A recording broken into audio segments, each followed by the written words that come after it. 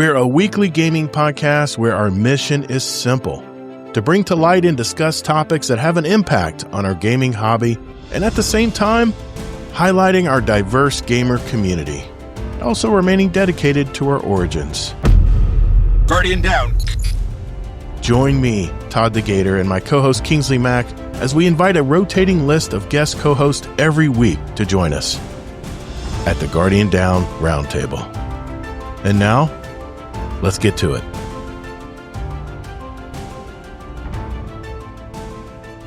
What's up, Guardians? Welcome to episode 352 of the newly branded Guardian Down Roundtable. Join me, Todd the Gator, and my co-host Kingsley Mack. We invite a rotating list of guest co-hosts every week to join us at the table. Every gamer, where every gamer has a seat in the conversation. I'm still tweaking that a little bit. Our mission's simple: to create a dialogue concerning topics and news that impact our gaming hobby, all while keeping a focus on our community. We go live every Thursday night, 9 p.m. Eastern Time on my Todd the Gator YouTube and Twitch channels. That's TODDTHEGATR, as well as our Discord live stage. Hello, everybody in the Discord live stage. Ooh, good turnout tonight. Very awesome. And once a month, we do invite a new member to our Discord and pull up a chair and talk with us. We are a live video show with an audio version available every Monday or Sunday night, depending on where you live in these states. We love the live shows, but we love interacting with our chat even more. So if you have some input on our topics tonight, and they could get spicy at times, let's hear it. Get in the chat, participate with us, and we might even read it out aloud on the show tonight. First, I want to start with my co-host from the great state of Utah, Mr. Kingsley Mack. How you doing tonight, Mike? Hey, I'm good. I don't have anything witty to say because it was such a long intro. I forgot what I was going to say, but glad to be here. I need to compact that a little bit. Hey, I'm not saying it was in progress. Too long for being correct. I forgot personally what I was going to say. I think I do it for our audio audience because I want more people to show up for the live shows, but I understand. I'm a realist. I understand not everybody can join at that time. Wait. Yeah. You're a realist? Then what am I? Yeah. Rest. I don't know. Calling yourself a realist? I might be a. That's the biggest joke of the night. I might be a romantic. Who knows? I don't know what kind of. You're definitely, yeah. I'm definitely more on the drama side. That's for sure. But well, let's introduce our guest tonight. Our first guest co-host is back for his second roundtable appearance. You can hear his original interview with us back on episode 301, back on April of 2025. He's one of our super patrons, or what we like to call raid boss patrons. And quite honestly, I really just like his input in past shows he's been on, and he's been a fantastic guest co-host. So from the great state of Georgia, he's back. It's amazing. Taco King. How you been, man? Good. I've maintained the deception that I'm deep and, very thoughtful to you. So I'll keep that up as I go. Good. I like it. I like the facade. Keep it up. For this second guest co-host, he's been a part of our community for over 9 months now, almost a year. And he's always had great feedback from our live shows every week. And he's one of our lucky retired gamers that loves the Destiny game like we do. You can hear his original interview back with us on episode 331, November of last year. He's a gamer from the great state of Hilton Head, South Carolina. And he's back as well. It's B. Leahy. How you been, sir? Good to be here. Thanks, man. I'm looking forward to talking with you tonight. I know you got some Destiny stuff you want to mention tonight. I'm looking forward to it. So how's everybody been this week? I was just mentioning in the pre-show that there's this tussock moth caterpillar crisis here down in Florida, and I guess from what I hear, you guys are getting it in the southeast as well. By the way, if you touch these little things, their hairs will irritate your skin really bad. And first thing you want to do, just a little tip, since I'm in the business, if you get these little hairs in your skin, use some tape. Any kind of tape, but even just the clear Scotch tape will work, and apply it to the affected area and then pull out those little tiny hairs, and you won't be irritated as much. But how's everybody else been otherwise? B. Leahy, how you been? How you been doing this week? Pretty average week? What you been up to, man? Well, Monday I was at the computer club. We had a computer club on Hilton Head. Okay. It has 1,400 members. Wow. And we have once a month, we have a geek lunch. And this week was geek lunch. We had geek lunch Monday afternoon. And then as I mentioned, I had the HVAC done this week and had that done today. That's right. And What 1,400 members? How many actually are in attendance usually on an event like that? well, we have 1,400 members, and I would say maybe 20 or 30 of them Okay. have some idea what they're doing. Okay, sounds good. And we run a resource center. Okay. We have a building that we rent from the town, Uh-huh. and we have somebody on duty from 10 to 4 every day, Monday through Friday. Right. And there's a Windows person and an Apple person. And the Windows person also does Chromebooks and Oh. Android, and the Apple person does all the different Apple products. Oh, And so we get the other 1,370 people have all kinds of problems and all kinds of questions and range from everything from my screen brightness got turned, I don't know how, Right. to I got hacked and lost $30,000. oh Can my you help God. me? Oh my And, God. yeah. Yeah, they're getting trickier and trickier. I got a text or got an email that said my PayPal account had been charged $517 for a McAfee family plan, and I'm like, wait a minute, I don't remember charging a McAfee. And my wife goes, give me that thing. She looks at it. She goes, this is a Gmail account. Just delete this damn thing. It's a phishing account. I'm like, okay, I forgot to look. I forgot to look at who sent it, but Of course you did. yeah, I know. Well, Speaking welcome. about computer, Yeah, go ahead. speaking about computer clubs, this brings back good memories. I went with my dad to Apple Computer Clubs in the 80s. And that's kind of like how a lot of people got introduced to personal computers, because that's when the people were starting to kind of buy them for the home. Yeah. And really good memories. I was a kid, and I think that's what helped. I mean, I would have always been into technology and computers, but it helped going with my dad, and he still is, and he back then too was the person that didn't understand computers as much, but he was always fascinated by them, and I was even helping him as a kid. But like, I had a lot of fun going to those events back in the day, and there was some where they'd get quite big. We'd fill up a college auditorium room, but I kind of imagine these days less people go, but I'm glad to hear they're still around. That's good. Yeah, I mean, Well, it's a great way to learn. we do classes. Nice. And the class is typically the maximum class size is 60. And then we do the classes also by Zoom. So a lot of people have trouble getting out. They're older people.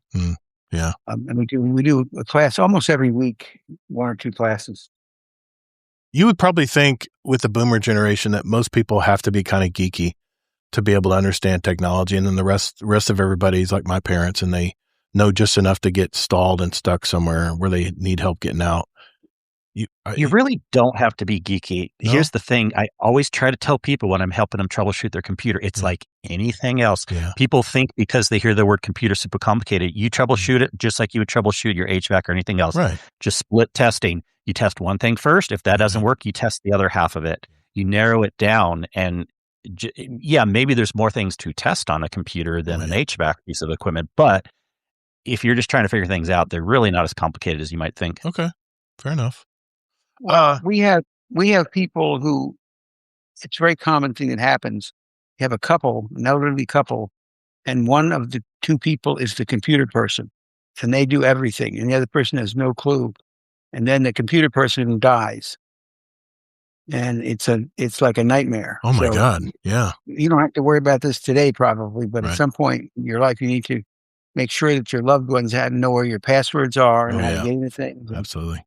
It's just crazy. They call it a love drawer. It's a drawer where all your Yeah. information is that you need, like if I pass away tomorrow, my wife will have no clue how this podcast even is put together with all my little checklist and stuff. But yeah, they call it a love drawer. It's where you put your will and you put everything. So it's nice and easy for your family to get to.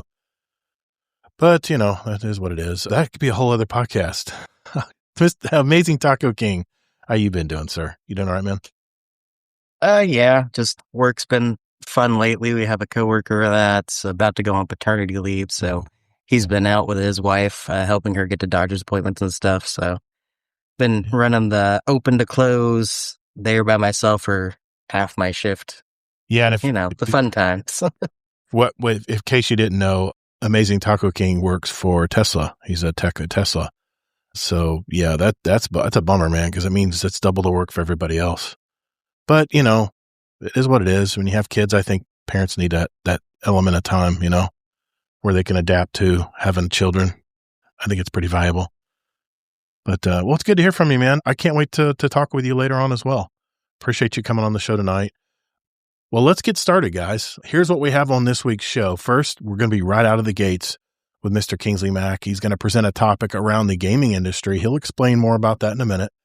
Next, we're going to take a break in the discussion. There's some news from Bungie, Destiny 2, and Marathon I want to cover tonight.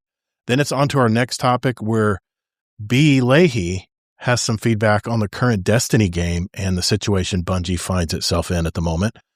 And for the final topic of the show, I explore why video game adapted movies are just so damn bad and explain why Hollywood gets it wrong most of the time. And I'll give you a recent example of someone who bucked that trend and made a huge profit versus the typical failures that have tried to recreate the magic stories and worlds of our video games. And then I've got in the background, I'll play a trailer from a video gaming movie that's going to be coming out this year. And you can tell me what you think. After which point we'll shift into our catch-up segment and talk about, what we've been gaming, what we've been doing since we last spoke to our guest co-host here, and just catch up. It's more of a casual part of the show. If you do have a question for us, make sure you enter it in our podcast questions channel in our Discord or in our chat tonight. If we have time, we'll answer some questions from our community as well, and then we might read it out aloud on the show. So if you want to send us a voicemail in the future or an email, remember to go to guardiandowncast.com to find out more about how to do that. So if everyone's ready, let's roll. Hey, Guardians, even though we're now the new Guardian Down Roundtable, all the ways you can contact us are the same. Just go to guardiandowncast.com where you can email us, write us a review, send us a voicemail that we might air on the show, by the way, and even listen to past episodes where you can also search for a particular guest of the show. I use this every week to find past episodes that our guest roundtablers are from. So you can go back and hear them and hear their story. GuardianDownCast.com.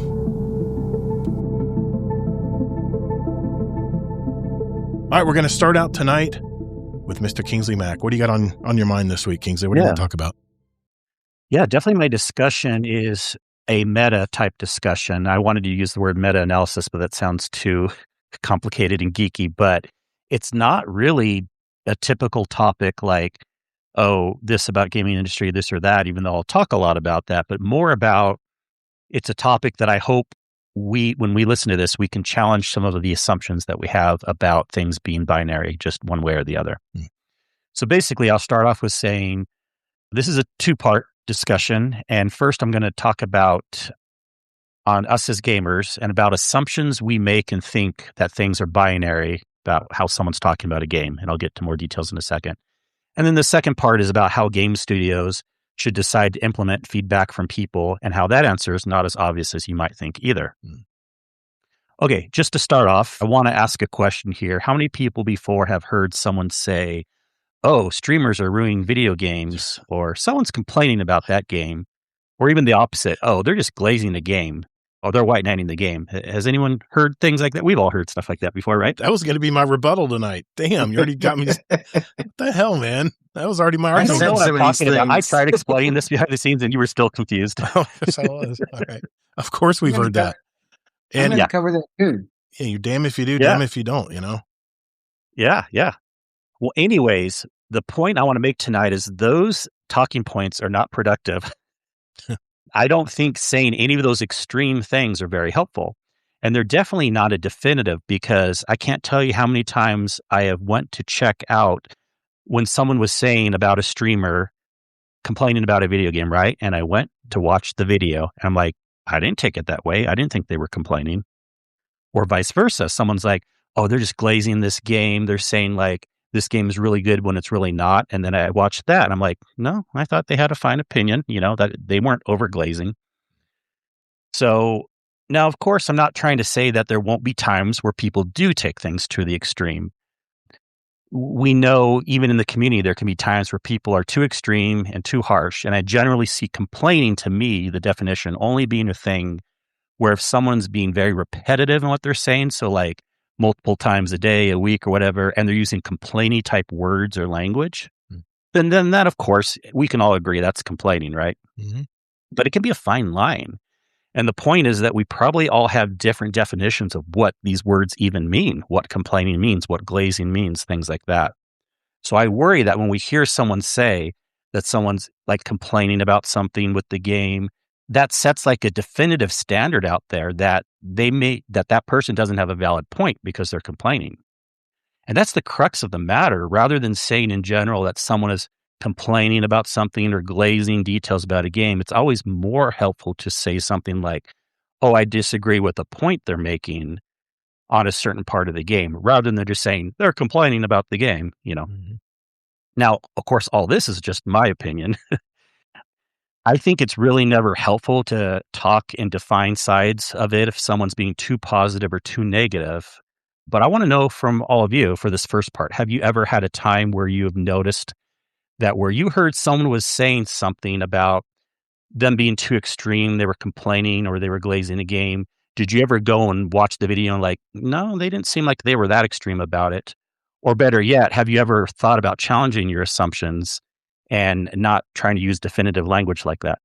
Amazing Taco King. You want to go first?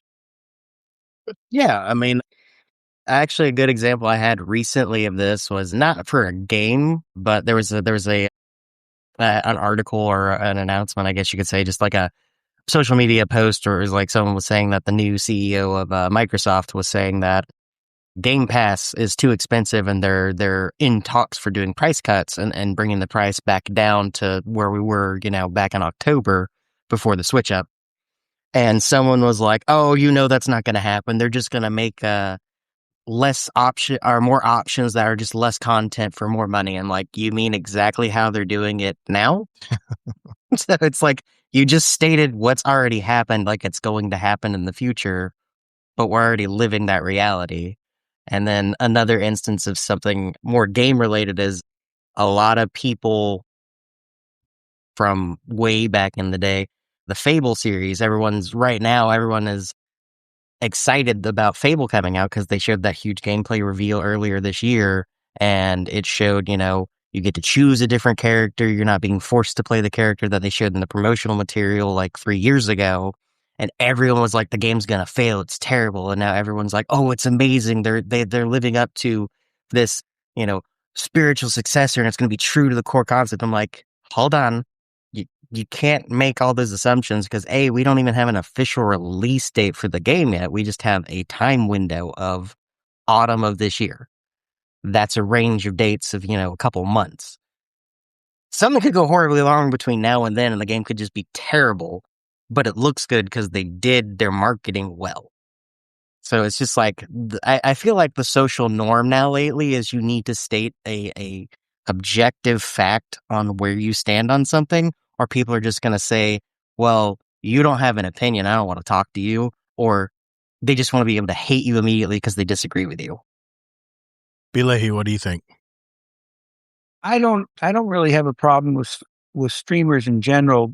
They do reviews of games and they give their honest opinion. The only thing I feel frustrated about sometimes is I'm imagining a game developer deciding to put a really, really intricate puzzle into their game and realizing that somebody will figure out the puzzle on day one and make a video of it and kind of be this giant spoiler, which of course you have to choose whether to look at the spoiler or not. But that's the only thing I find kind of annoying about streamers is that they'll solve the puzzle for you, but actually, and the temptation sometimes is just look at the video and see how you get through this. Yeah. To move on. Yeah, I don't want to answer because I know the next question Kingsley's going to ask, and I'm waiting to answer that one. But I mean, it seems like you have to qualify every input you make now on anything on social media. You have to qualify why you're saying it, and it just gets exhausting. Yeah. So what I'm wondering too, gentlemen, is more so like, again, I'm not explaining this very well, but not so much the details of what people are saying. But maybe I'm the only one that thinks this is important, but do you ever think people say that other people are being too extreme one way or the other when it's like, no, it's fine? Like, I kind of get upset when everyone's saying like streamers are complaining or ruining games, and then I watch their streams and it looks fine to me. Yeah. And I kind of hate it when also people say they're talking up games too much, or even people in the community, they're glazing games. And then I look at their opinion, I'm like, no, it was fine. I just hope that we as community members can not use such extreme words or feed into the thing of saying like they have such an extreme opinion, they're complaining or they're glazing or things like that. And that's just kind of what I was trying to get across right here. Yeah, I mean, people have said that I've been glazing Destiny when I would come up with ideas or say why, they should have this in the game or that in the game. And then I've been also accused of being complaining and, a little bitchy, so to speak. So I don't know everyone's going to have their own opinion, right? You can't control that. You can't control that. And everyone has a different, what sounds complaining to one person, if you look in their mind, they weren't being complaining at all. Right. They were just, maybe we could use different words to be a little bit better in how we say it, but we're not thinking complaining in our mind, or we're not thinking glazy in our mind. We're just kind of putting it out as best as we can, right?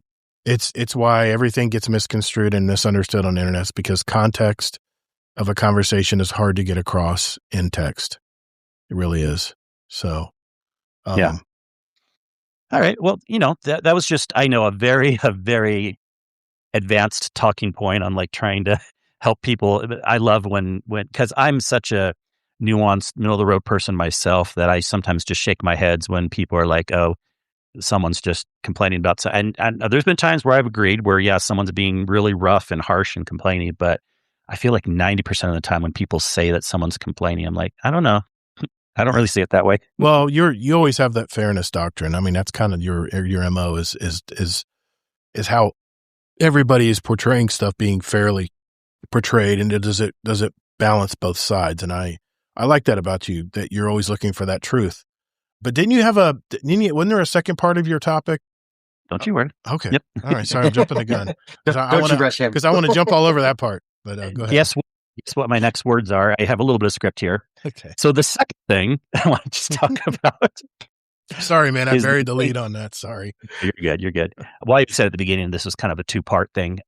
The very common discussion point now about how it seems obvious, a lot of us want to say that developers should listen to the community and make games better.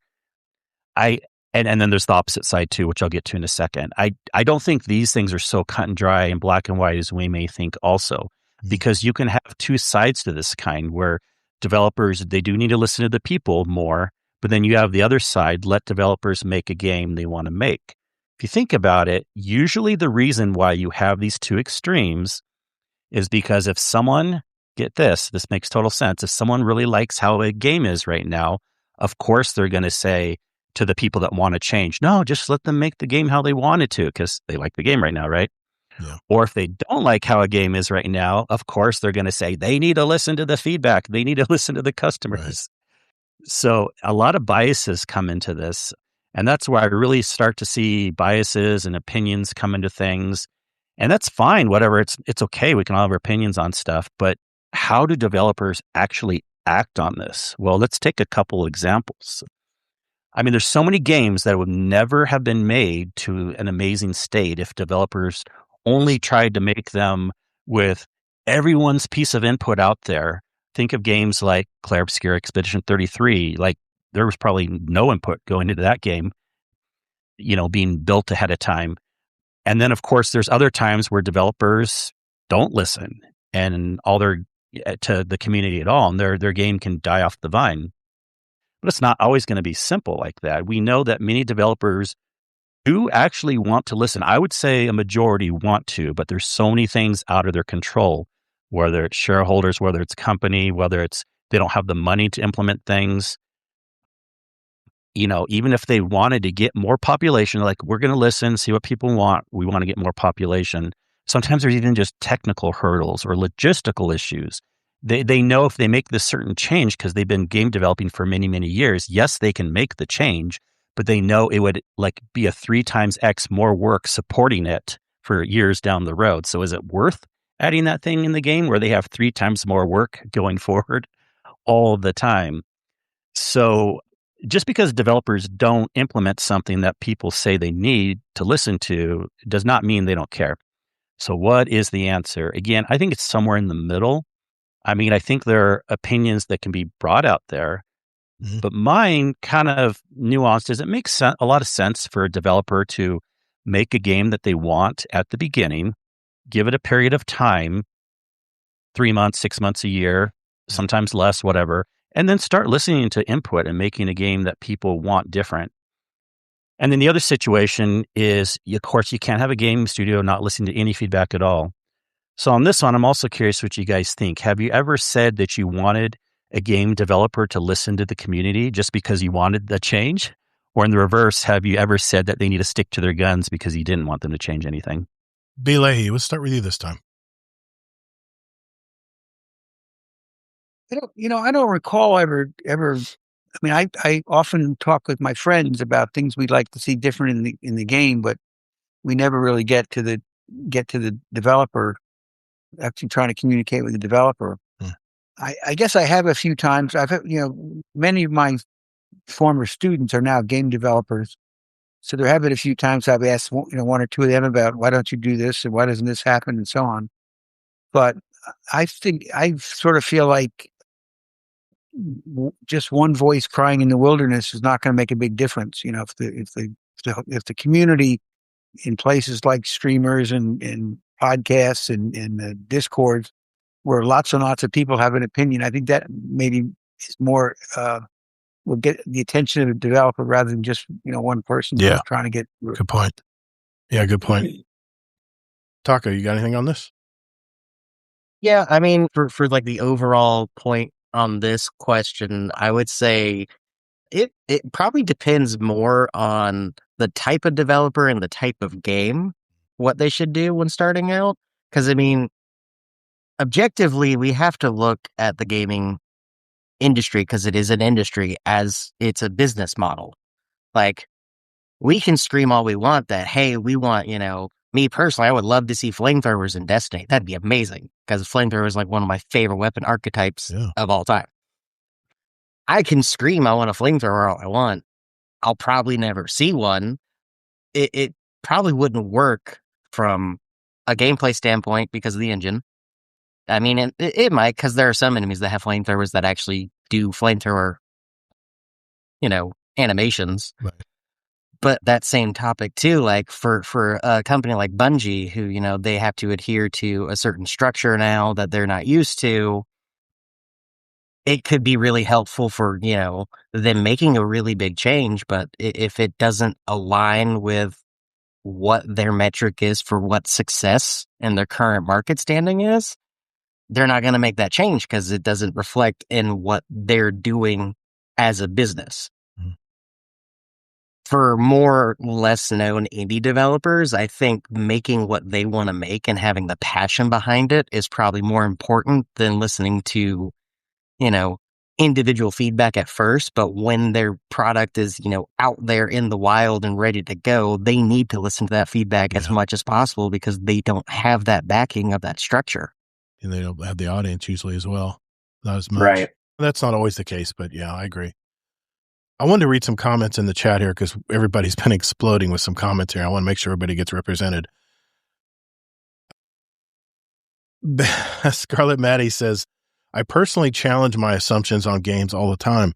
That's why I do my own research, but trying to tell any content creator to think more about the rhetoric you use to evaluate games, I don't think you'd be satisfied by the answers you get. Just my opinion. Speaking of someone who's seen tons of people get told to lick my blank by Astacross a bunch of times. Base Windu says, to be honest, my beef with some streamers is that they are responsible for certain things getting nerfed before I can use them. And Zombie Pop says, complaining is having a problem with something but no positive input or solution. Yeah, I see what you mean there. And Scarlet Maddie says, it kind of reminds me of someone like Lucky 10P. He's a good content creator, but sometimes hella over-exaggerates how bad Destiny is. And in my opinion, it's not that bad, and neither is Marathon, but it makes him get good views, of course, to say that something isn't very good and for the optics of the drama. Yeah, as YouTubers, we have to get people's attention. So we're going to have titles that are very dramatic and are trying to emote some reaction from you. JD Kent in the chat, in the he's in the YouTube chat, says, sometimes I wonder if so-called influencers believe what they're saying. Seems like they've been making a living just reaffirming their followers' opinions. And the way I look at this is whether game developers should listen to streamers or not, or who should they listen to for feedback. I think number one is you got to find out who your customer is. If it's the casual dad that's playing on the weekends, then you need to listen to them. If that's a base of your player base, if that's the bulk of your player base, you got to know where to look for your feedback. You got to remember, everybody has different motivations for complaining or wanting things in a game. For a streamer who plays it 8 hours a day, like a job, they're only looking to change something to create entertainment. Remember, their job is to entertain people while they're playing video games, and their motivations are much different than, say, the dad who, like Base Windu said, getting stuff nerfed before he can even try it. That's a good point right there. So for me, that's the way I see it, Kingsley, and trying to answer your question as far as who should developers look to for feedback on this stuff. And see, this isn't actually my question. I'm sorry I'm not explaining things well. I love everyone's feedback. But give us your opinion. What do you think? What do you think about it? The question is, again, this is more the meta talk, and it's interesting. I love everyone's opinion, and I'm even starting to hear what people could say is complaining about the complainers. I mean, this isn't so much about are they making right decisions or not. I think what I'm trying to say is, do you people ever kind of like try to challenge your assumptions on that's what you mean, on what you think other people's motivations are and what your true things are, and are you being fair about points? Because yes, a streamer could be motivated by money. Yes, a game studio could be motivated by money. And yes, we can be motivated by certain things in the game that we want. But I've actually said at times in games, like, I think they should keep this in the game, even though I don't like to play it. Or I've said opposite things at times too. I stand up for Marathon, even though I don't play Marathon. I try to give opinions that are not based on, like, you know what I mean? Like, have anyone, I've actually thought this before. Has anyone here ever thought, like, well, does my opinion, do the game developers need to listen more because I want them to listen more so they can implement my thing? Or are you just saying that, to be unfair about it or whatever? So, I mean, it's just a very nuanced thing, but, And I've caught myself too, and you've called me out for it, Kingsley, where I've wanted something to change because it's my play style. I want Bungie to take limits off of stuff so I can farm. I want to farm stuff. Well, that's the way I like to play Destiny. And that's okay to have those opinions. Yeah. I'm not saying that either. But I think what you're getting at is, should people have a filter where they can filter out all the noise about feedback and get down to the nitty gritty of what the game actually needs? Is that what you're trying to say? Kind of. And I challenge everyone to challenge your own assumptions and think of maybe what's better for the better overall state of the game, not just what you want. Right. And don't just use talking points like they need to listen to the customers or they need to stand to their roots.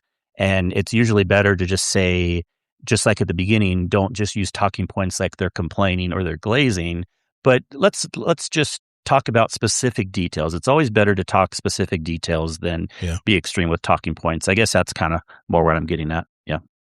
Just a couple more comments here. And then you two, if you want to jump in, let me know. Scarlet Maddie says, I do think something sad about Marathon is that its development seems like it was micromanaged by what streamers would think are good features. Now Bungie's got to compensate for good faith acts like MetaKit they just made to circumvent people being competitive. Even though the ball's already rolling down the hill, I also don't know if many streamers influence Marathon's development, but idealistically, I can kind of tell from a distance. And Kilvin says, anyone who says the customer is always right has never had a customer or is trying to sell you something. And Amazing Taco King, you chimed in and said they also don't know the rest of that phrase. The customer is always right in matters of taste, in the full quote. Now, and Scarlett kind of gets what I'm getting at too. Yeah, you want to read I'm going to give you your compliment. Don't worry. He says, not going to lie. That's a compliment. He says that, not going to lie, that's some AP level gaming shiz, Kingsley, really retrospective on yourself and what you're really playing and interacting with. Got to have an open mind for this one. Yeah. I mean, as far as mine is one of my tenets for sure. Yeah, I He's mean, just glazing that. Yeah, Kingsley. he's just glazing. He's just glazing his ego. He's just. Oh glazing. yeah, thank you for glazing me, Scarlett. But guess what? See, I don't take that word seriously. So Well, I will say this: since I do own a business, the customer is not always right. A lot of times, a customer will demand something and not know why it's more difficult to meet that demand. And what I try to do is I try to educate them. I try to explain that this weed is not going to go away tomorrow. Yeah. We have to injure the weed several times. Otherwise, your grass cannot bounce back from this herbicide that's going against things that grow like that. Or if someone has input on the podcast, I'll take that input. I'll think about it. And then what I'm looking for is a pattern of input. If one person says something, it does have weight. Don't get me wrong, because it takes, let's face it, 1% to 3% of your audience is ever even going to speak up and even talk to you or give you any feedback. And that's why I love that we have so many in our Discord, in our community, that give us feedback on our shows, because we always want to do better. But I do take individual comments into account, but just like developers, they have to look for a pattern of of feedback that they're getting. I think that's key. And like I said, man, everybody has to kind of wonder what's their motivation behind their complaint or what they want changed in a game. And yeah, that is deep. That is deep retrospective stuff. I agree. So it's a good topic, man. Definitely a good topic. Thanks, everyone. Thanks for indulging me. I just, it was in the back of my mind from the last several weeks Zombie and Pops, stuff. You And know how to clip that anyway. Zombie Pop says, clip that. Yeah, you can. So you're saying if we have a standoff, who's more technical between him and you? Oh, geez, please. That's not You're going to for sure win. I'm definitely the drama king in this situation. Believe me. You're definitely going to be the more technically oriented on. You'll have. I mean, that's why you're here, man. You're trying to keep me on the rails when it comes to a conversation. Otherwise, I'll go down a deep hole and we'll go, what were we talking about again? So I just want to give you guys. I want to give you guys the last word. B. Leahy or Amazing Taco King. Do you guys have anything you want to add to that before we move on? We always had a saying when I was in industry: the customer is always right, and sometimes he actually is. Yeah, exactly. Yeah, I love it. Yeah, I like that one. That should be a sign in front of every retail operation. Yeah, definitely. Taco, you good?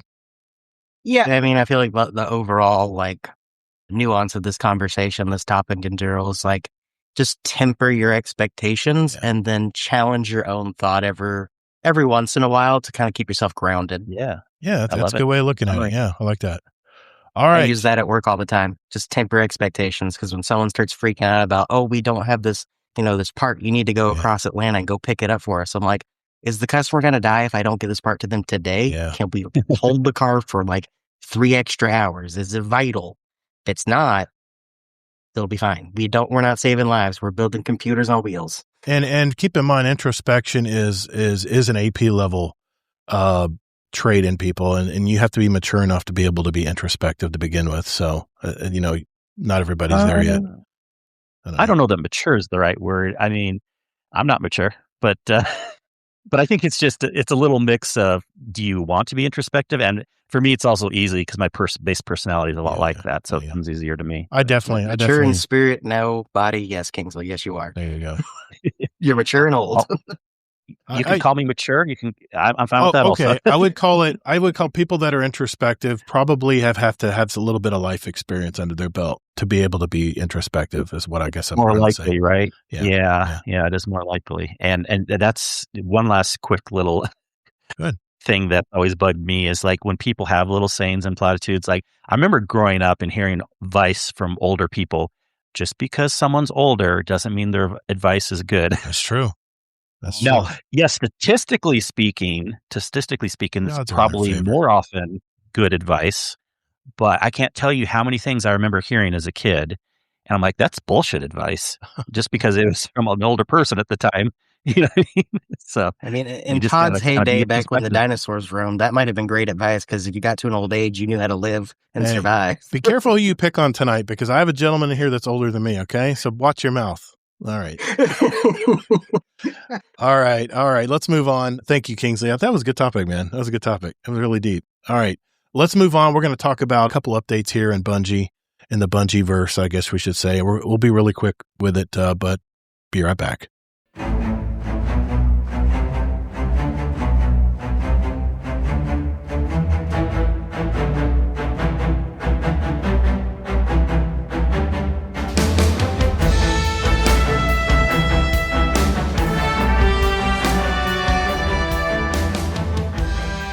Okay, before we get on to our next topic, let's check in with Bungie. I got a couple things here. There's been an update first with Marathon, and Marathon has a new Cyber Acme Runner Reinforcement Initiative, also called CARRY. It's a new protocol in the game, and it's designed to incentivize collaboration among solo players and crews. Sorry, this is not what I was expecting the big surprise to be for solo players. I was hoping they'd have a downloadable thing. You could, like those data cards, you know. I was hoping he would bring that around, but I guess not. No safe pocket, guys. And by completing the contract objectives and successfully exfiltrating, players earn Cyber Acme commendations, a new currency. Great.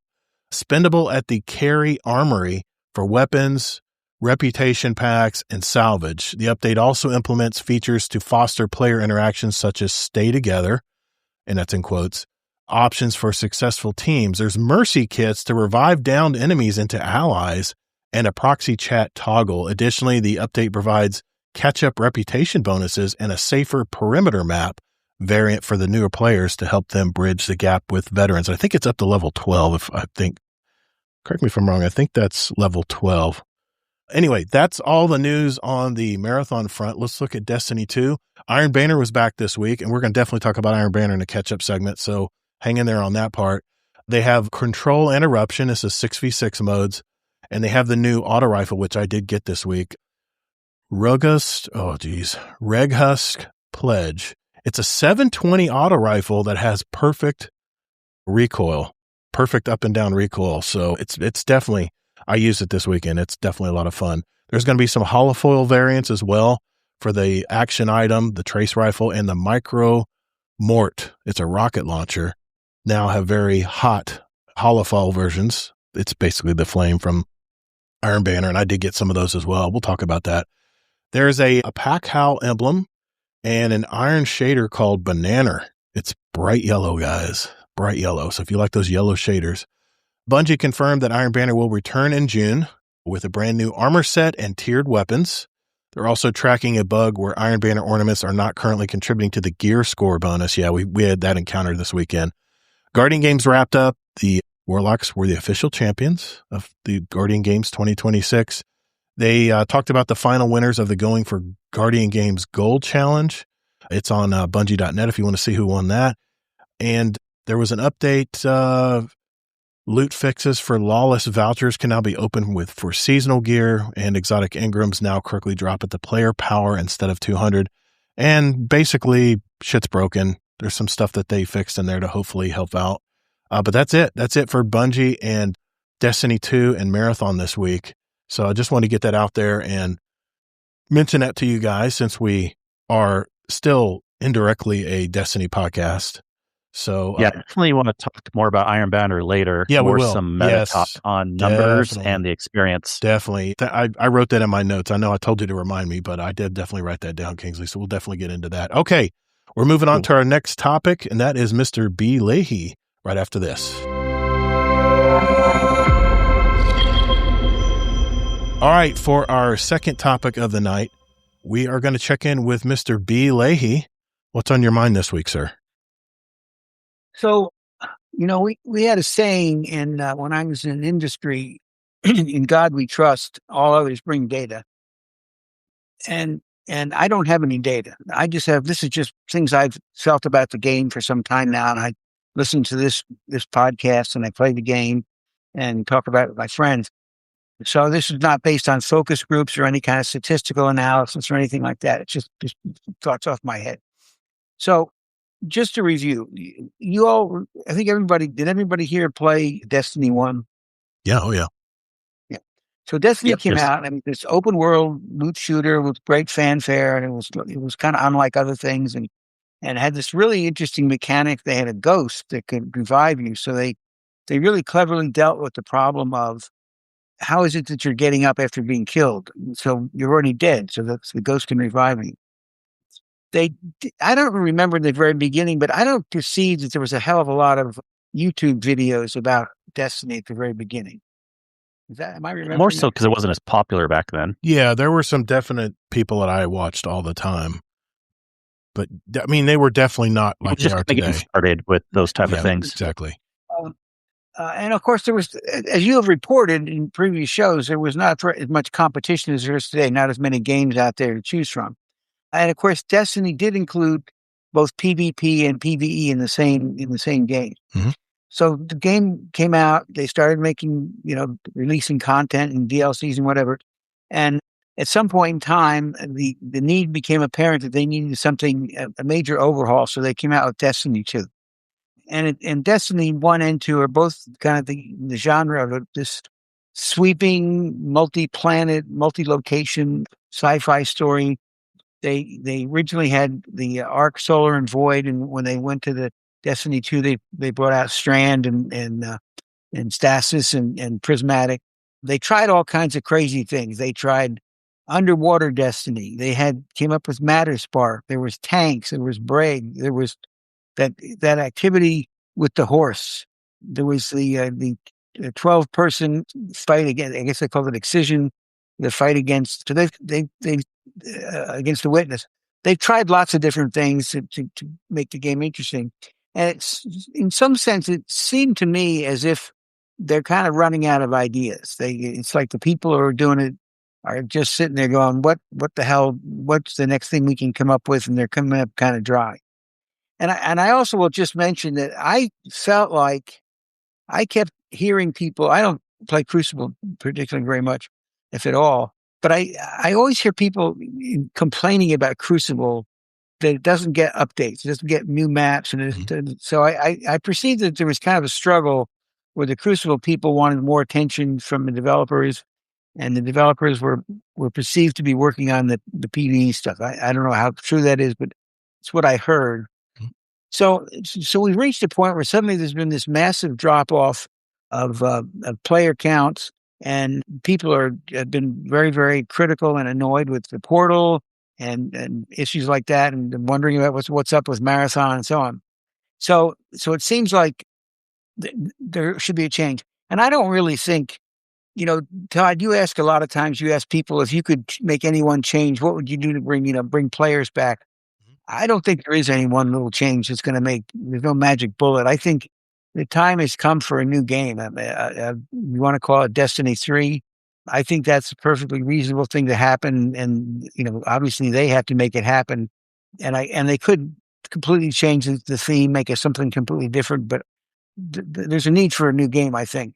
So, but assuming that there isn't going to be a Destiny 3, I started thinking about things I would like to keep. So the first one is, I would love to keep the idea of a grand scale, multi-planet, multi-location, very complicated story. And I even thought, what would be fantastic would be, imagine if the people of our solar system launched a generation starship to go to some other solar system or some other galaxy far away.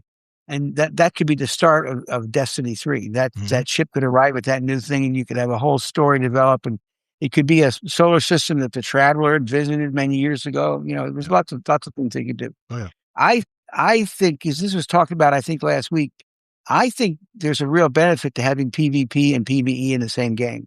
Okay. I think there's an economy of resources. They can make scenery and use sets from one activity to another. I think a lot of players, if there's new content, new DLCs, they play them. And when there isn't new DLCs, they play Crucible. I just think and you've mentioned trying out a gun and seeing how it works in Crucible. I just think there's a lot of synergy in that.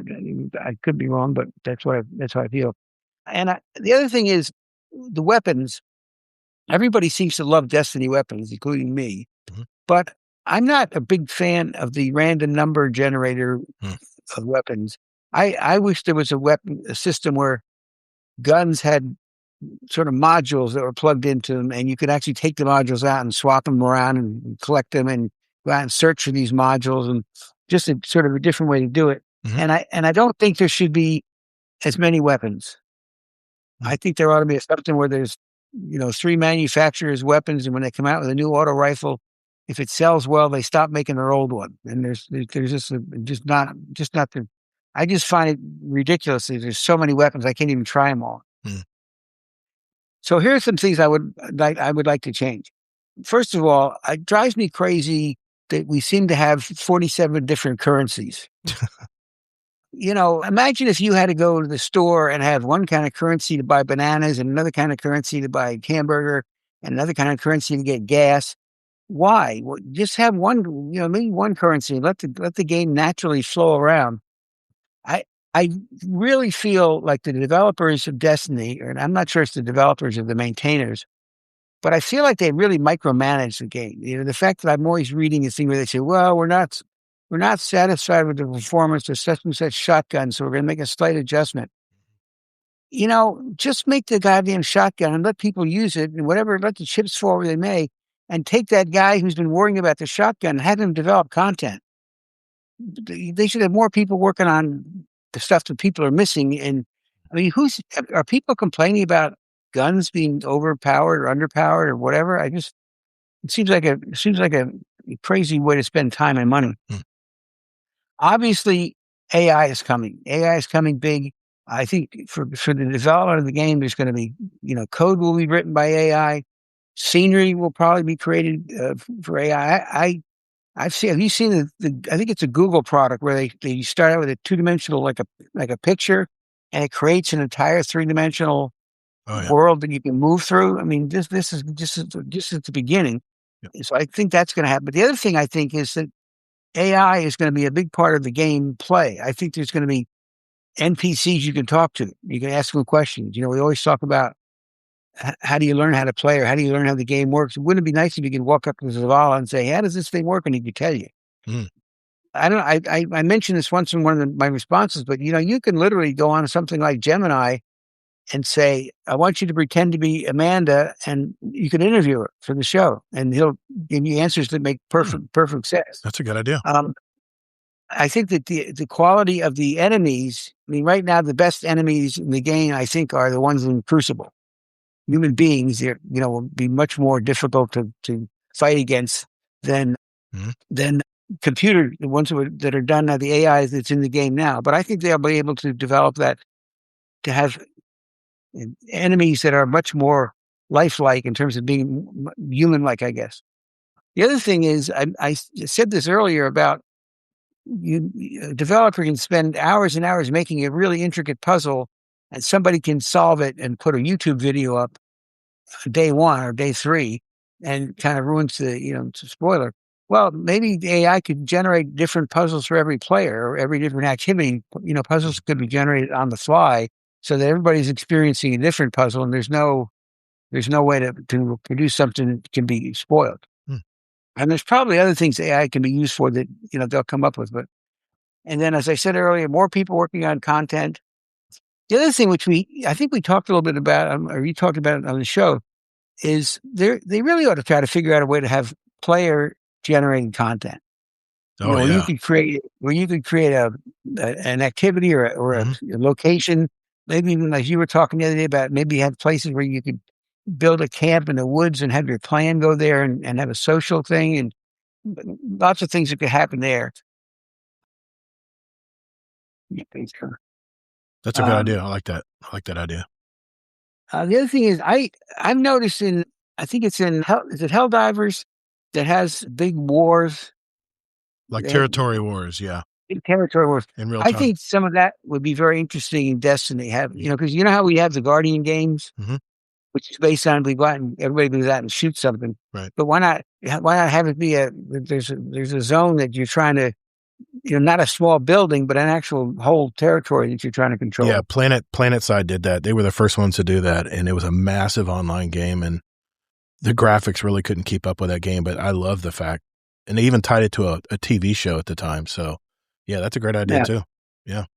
The other thing is, right now, when you play Crucible, you're in a location, a building or a series of buildings, and you got a bunch of people all running around shooting one another.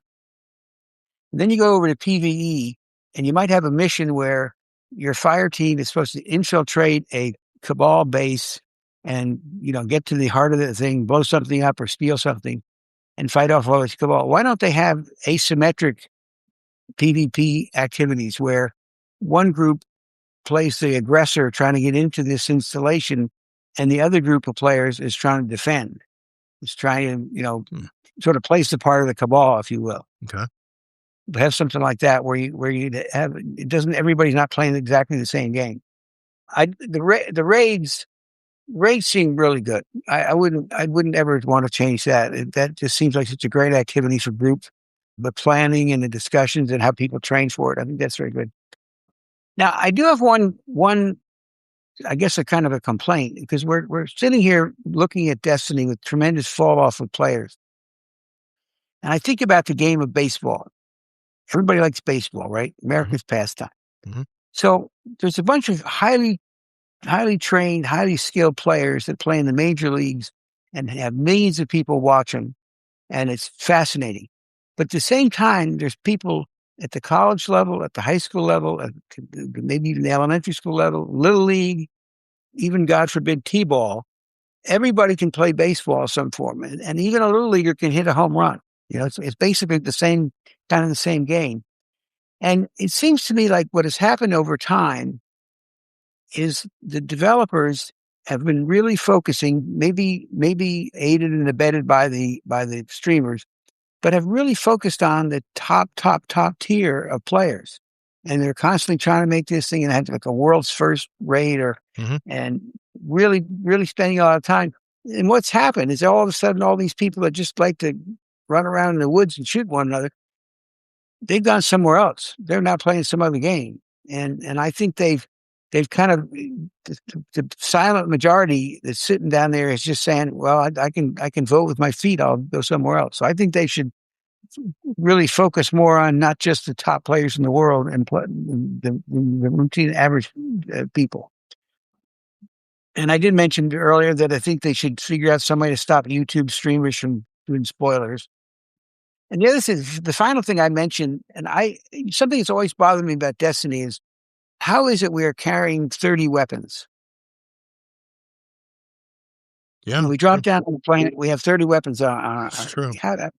So what struck me was, imagine if you had the 3 weapons you have now, and then you had a thing. Imagine like a Boston Dynamics, one of those robotic dogs.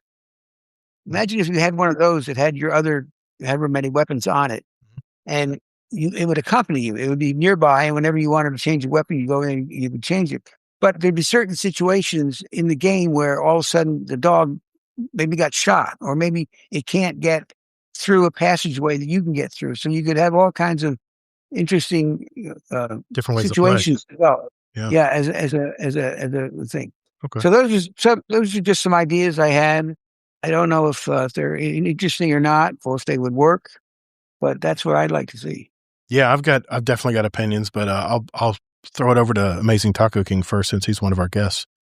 How do you want to react to that, Taco?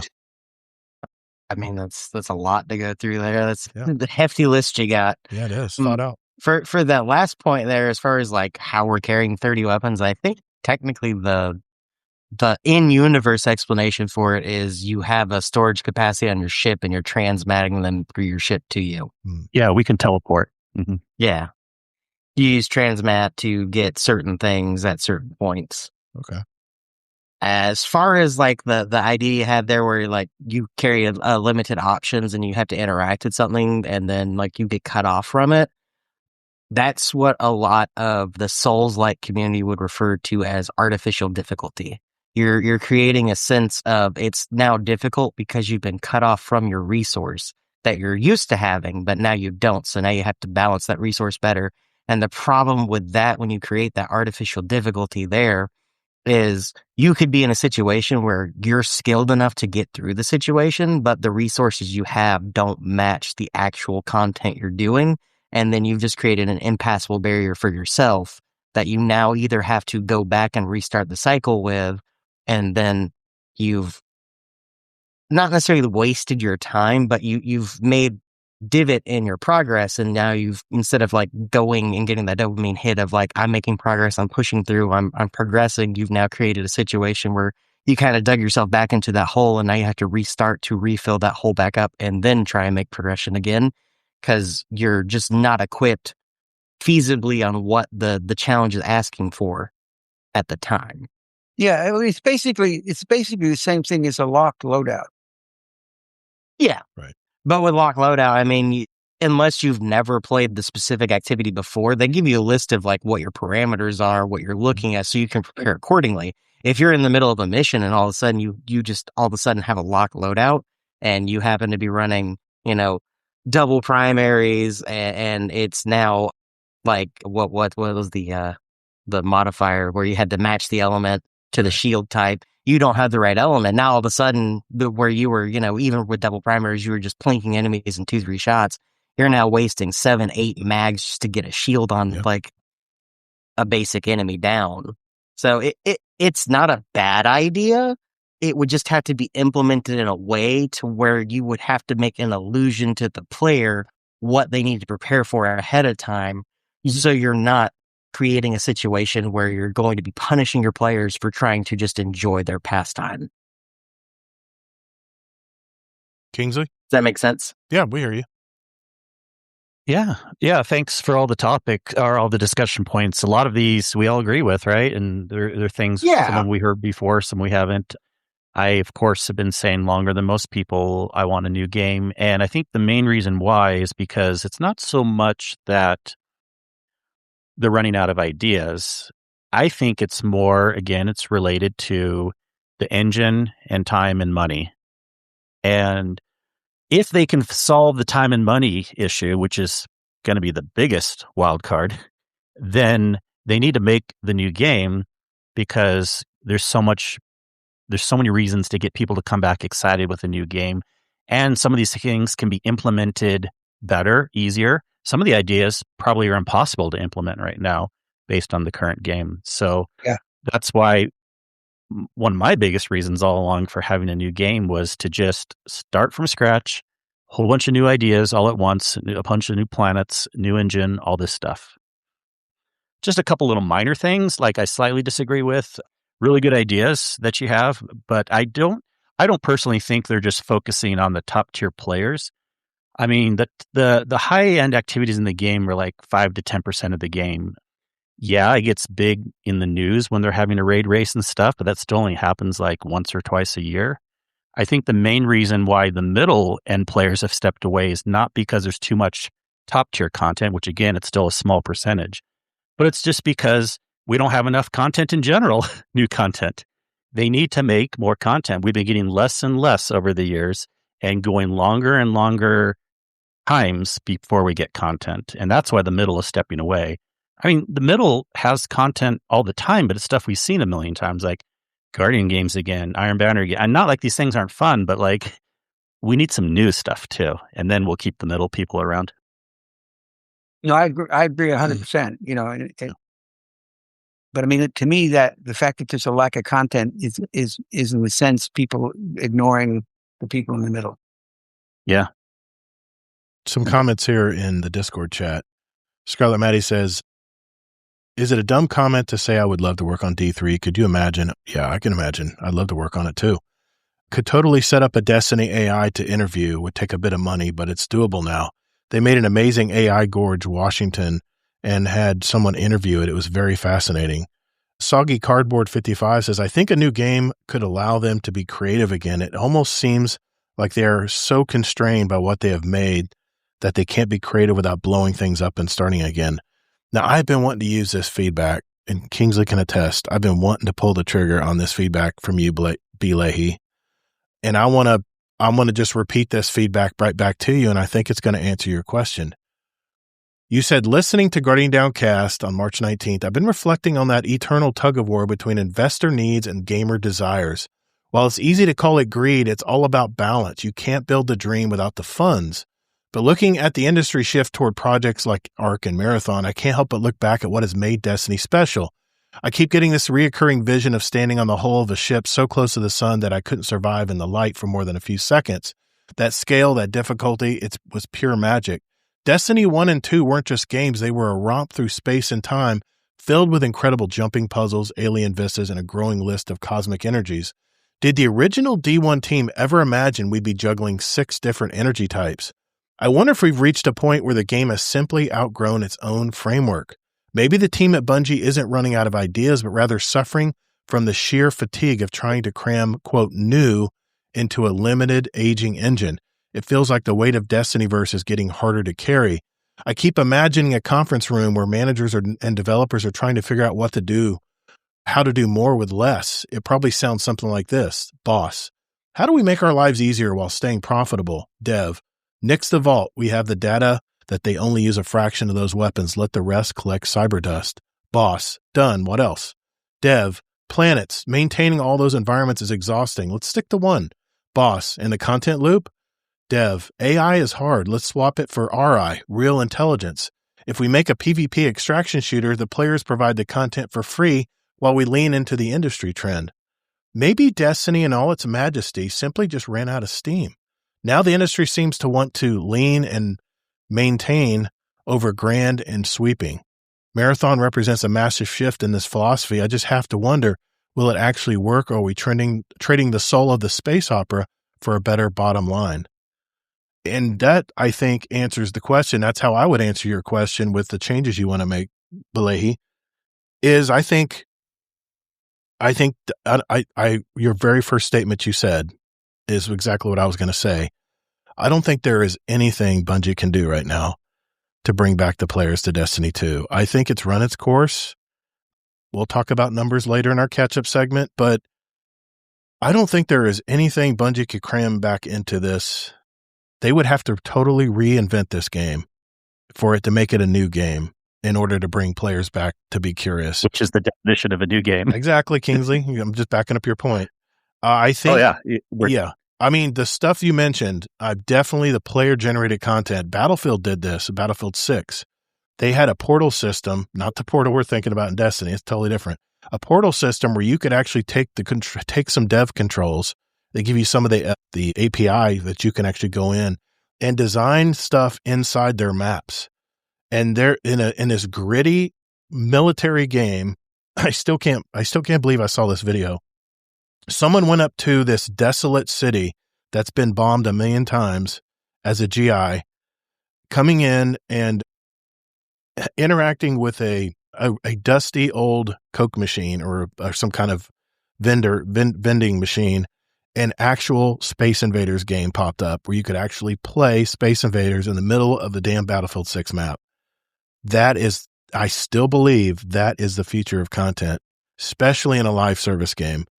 That is the one thing that I will cling to that I think needs to be in a Destiny 3 is player-generated content, because we have some fantastic creative people in the Destinyverse and then the Destiny community out there, and I think that's where they can make huge strides where they wouldn't have to create all the content. Just let some of the players do it. But the players have great ideas for their game. And if they had an interface like that, like the portal system in Battlefield 6, I think they could make some fantastic stuff, just like Roblox and other games out there that have player-generated content, whether it's for the good or for the bad. But a lot of the stuff you mentioned, the ship running, I talked about a ship. Remember when Frontiers was a big mystery? And I said, here's what's going to happen. And Kingsley, me and you argued about this. The worlds that we're in are going to blow up. They're going to self-destruct, and we're going to get in our ship, and we can only take a little grab bag of all our favorite weapons and take them to the next game. And that's Destiny 3. We'll go into a black hole, and we'll be in a totally different universe with that little bag of goodies that we brought from the original game. And that's it. I know the coding would be a nightmare. Trust me, I realize that. But you would end up desolated and crashing into a planet with your little grab bag, and it would be just like starting fresh. That's what I thought Frontiers was going to be. Boy, was I way overshot the mark on that one. But yeah, I mean, Kingsley and I have talked about this for years now, about ways that we think, I call it my spinfoil hat theories, where I think where Bungie could go with this game. And Sony would be very, very dumb to not create another Destiny game, because so many people have clung to this game. And think how many players have been playing this game for 11, 12 years. Some since they were young and first played video games.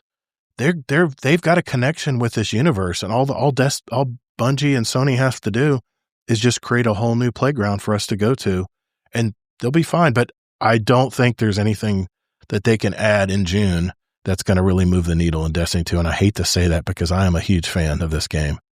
But Taco? Well, June's one Yeah. thing. I agree too, but I think you're also saying even past June, like next DLC and stuff, right? We can't move the needle much. If there is another DLC, I think they might have this update in June just to appease. I don't know if there'll be another. I'm kind of wondering now if there's going to be another. There's going to be another year. I gave that about it. I remember saying, yes, right. I gave it about a 50-50 chance, maybe like 60% there'll be another year of Destiny. It's going to be Sony. And you think there won't be? I think Sony is like I said, they're looking up in the top of the production room, looking down on the warehouse, and they're looking and seeing how Bungie's reacting to these dropping player counts. And I think they're just sitting there idly by and trying to make a decision based on what they're seeing. If anything can be done to Destiny 2 to bring it back. I think the Bungie's big mistake was not doing anything and delaying this update in this game, because with live service, it's out of sight, out of mind. You want to keep people plugged in. You got to have them coming back for something in a live service game. If you don't have people, you have to have content more often. You got to have people logging in to check out the latest thing. And if you don't want a live service and you want to make what I talked about, an MMORPG game in Destiny 3 where maybe it's not live service anymore. And as far as I know the Destiny magic is grabbing a gun on Mars and saying, okay, let's go see how this kills Guardians in the Crucible. That is the magic of Destiny and Destiny 2, but I don't think it's going to be the magic of Destiny 3. I think they need to separate the games. I think if they came out with a Crucible only game, think about it. People crave that Destiny feel when it comes to PvP games. So much so that people are playing an extraction shooter that's ultra competitive just to have that gameplay against other Guardians or runners or whatever you want to call it out there. Think about if they made an actual arena game that we'd love to play in Destiny and Destiny 2 and have it a standalone game with fixed weapons. It'd make the game much simpler to develop versus having everybody having a vault of 700 weapons and armor that they have to catalog and keep track of. So I've said my piece. Anything else you guys want to mention? Did you get to talk, Taco? Yeah, I talked at the beginning. Okay, I'm making sure everybody got their say in. I knew this would be kind of a hot topic, Bilehi, because believe me, like great minds think alike. My wheels are always spinning when it comes to what Destiny could be. But I think my play style has changed so much lately. Arc Raiders does so many things well. They have one currency, it's coins. It's a loot. I want to say it's a looter shooter because there's so much loot in the game, and you're hoping to get these cores that you can use to upgrade your workbenches. That's what I'm working on now. But you have these arc enemies are so smart, and there's certain ways that you can kill them. You just don't shoot them and they blow up like with enemies in Destiny. There's certain ways you have to take apart these arc enemies, and it's amazing. It is fascinating how you have to use certain guns. Now, let's say Arc has, I want to say 12 weapons, maybe 14 weapons, and that's it. And I haven't even unlocked the top 6 weapons yet because I haven't played it enough. That's what we need in a Destiny 3. We got to bring that feeling back. So, any last words, Mr. Bilehi? Well, I have a different take on the delay, the 6-month delay, the next Destiny, and I'm optimistic. And my little fantasy world, I can imagine people at Destiny and Bungie, when all the reaction came out and the player counts dropped, I think somebody there said, if we release the next DLC that we have planned, what we have planned for it, we're going to kill the game. And then somebody said, well, how much time do you have to add some new content and do some fixed things and maybe fix? Yeah. And somebody said, give us 6 months and by God, we're going to blow their socks off. I hope you're right. I hope I'm wrong. I'd love to eat my words. I would love to eat my words. Trust me. We've already had other delays in the past where it hasn't been an amazing thing. Destiny 2 needs a Forsaken expansion. They need a Forsaken moment. I thought it was coming. Well, that's basically a new game. Yeah, I mean, basically they did. They reinvented a lot. Also, I think it isn't a DLC. We have to remember we can't expect too much no matter what.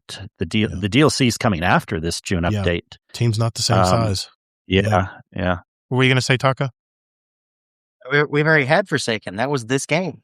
I know. Yeah, I know. I know. But we need Forsaken something new 2.0. that's big Yeah. or bigger. Yep. Scarlet Maddie says, as sad as it can be, Destiny has been going for 11 years. I wouldn't be that sad if it went dark for 6 or 7 years for D3 and Marathon development. You're right, though. We've had both good delays and bad delays. Old Chicago. Yeah, that's the rumor that we're going to be in Old Chicago. That's what I've been For hearing. for June. Yeah. That's what I've But been not hearing. for June. Yeah. Yeah, exactly. Mhm. I will say this. Damn, where'd my mind go? Shit, I lost that thought. Destiny 1, when they didn't quit supporting Destiny 1, they still have servers and stuff. So why couldn't they do the same thing with Destiny 2? I thought that a good stopgap for that 6 or 7 years we have to wait would be to combine both games. And I know that's a developer's nightmare, but the assets are made already.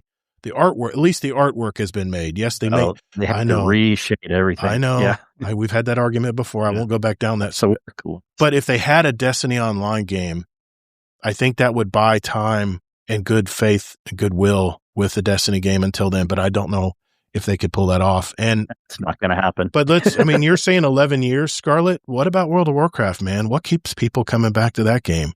It's because it's an MMORPG.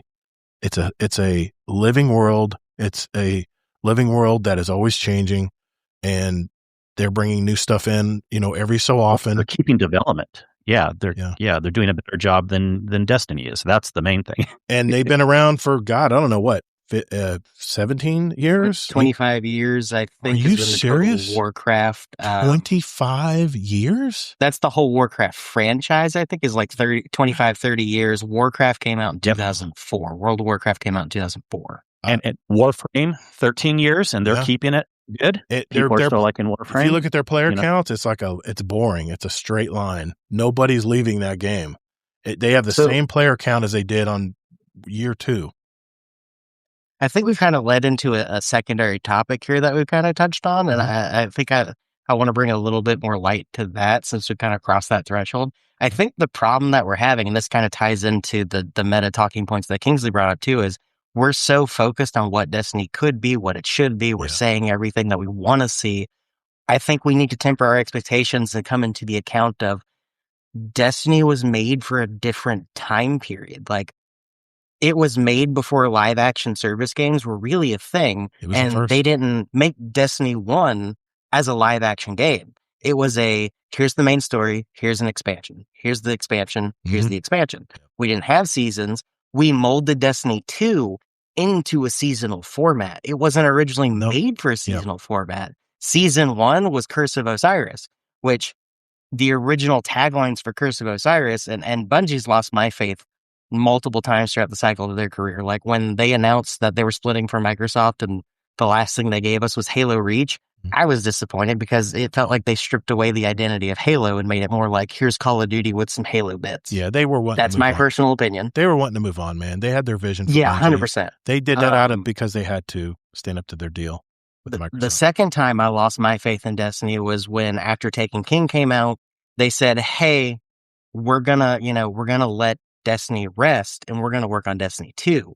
From here on out, we're going to have like 2 free, content updates, and we're going to keep working on Destiny 2. Enjoy what we give you. Then they announce, a couple months later, buy Rise of Iron now. It's coming soon. I was like, you guys just said it was going to be free 3 months ago. Now we got to pay for it. I'm done. Yeah. Like, I walked away from Destiny 1 from that because it's like, I'm not buying another expansion. I don't play this enough to warrant it and justify it. But one of the taglines for Curse of Osiris when it first came out was the Infinite Forest is going to be procedurally generated dungeon runs. Right. I was like, that sounds amazing. Yep. And all we got was one strike that you played the same way over and over and over again. It didn't change. It never changed. No. Like, one puzzle changed, but that was it. Infinite Forest is not... I think people counted there was just 12 different versions. Right. Yeah, it could randomly appear, but it's not procedurally generated on the fly. Right. But the tagline when they announced Curse of Osiris is we're going to have a procedurally generated, dungeon that you're going to be able to go through. Before even we didn't even have dungeons at that point. This is the first time we heard the word dungeon. It was like, this is going to be a procedurally generated dungeon. It's going to change every time you run through it. And they didn't meet the expectations for that. They said, limitations made it to where we can't do that. And it's like, okay, cool. That kind of makes sense. It was very ambitious. Like, I'm not too, hurt by it, but at the same time, I didn't have much faith after, the Rise of Iron thing. So I was like, I'm not putting too much, stake into what Bungie's doing and what Destiny's becoming. When Forsaken came out, and that opening cutscene they showed everybody where the Guardians carrying Cade's lifeless body across like the vista into the light, and you're like bringing him back to the Vanguard. It's like, oh, I have to play this. Yeah. And then we went on that, and then Forsaken got released in 2 parts. Like, I think people forget that too. Like, we didn't fully get Forsaken when it first came out. We had to wait 2.5 months before we got the rest of Forsaken. Or we could go in. You could be right. Yeah. I can't remember. Huh. We had to wait. I know, we had to wait at least 2.5 weeks before the raid came out. Right. And then we couldn't access the Dreaming City, which is still in the game, until after the raid was completed. And after the raid was completed, you only got parts of the Dreaming City available to you. And they released the rest of the Dreaming City as time. The weekly changes. That's right. Yeah. You had to go through the phases. Yeah. Yeah, I remember that. Yeah, the different weeks would bring something new. I remember that too. Yeah, JD Kent had a input here. He said, "Do you think players would come back if you could replay the story with a different Guardian? I mean, isn't it lore that Hive became to be Guardian? Like Borderlands, you could just play with a new character." And he said, "I thought we were going to fly away in the Dreadnought." Yeah, me too, man. I thought we were going to take control of the Dreadnought, especially when I saw that Dreadnought pilot gear that came out in, I can't remember which season it was. But here's what I want to belay this point. I want to make sure that I mention this. What people forget is in the early days of Destiny 2, back when we had Mars and all these, we would have, before the seasonal changes came in, we had these DLCs that would drop and people would burn through this content in 2 weeks. And then people would go, there's nothing to play. There's nothing to play. What am I supposed to do? That is why the world should have been persistent. They should have had more of an RPG, MMORPG type of game back then. If they had that in place back then, they wouldn't need to go to a seasonal way of bringing things in. And I would always complain that I wish they had a seasonal track where everything you played, you got feasible rewards for. And that's the one thing I'm glad they listened or did that I wanted, is the fact that I love to just chisel away at that seasonal pass, and I know the rewards I'm going to be getting. I have intention to play the game, but my seasonal track's been over for weeks and months, and there's no motivation for me to come back and play the game right now. But if they had those persistent worlds in place, and maybe they'll bring this into Destiny 3, I hope they do, because this will bring more permanence to the game where it's more of a digital life that you're living on these planets, instead of it's the season of the Drifter. Here's the guns, and then it's over. The clock ticks, and it's over at this time. So hurry, FOMO, FOMO, FOMO, FOMO. That just, I don't think that has any weight anymore like it used to. But anyway, I can go down a rabbit hole if you guys want me to. I will. To do that well, like Diablo.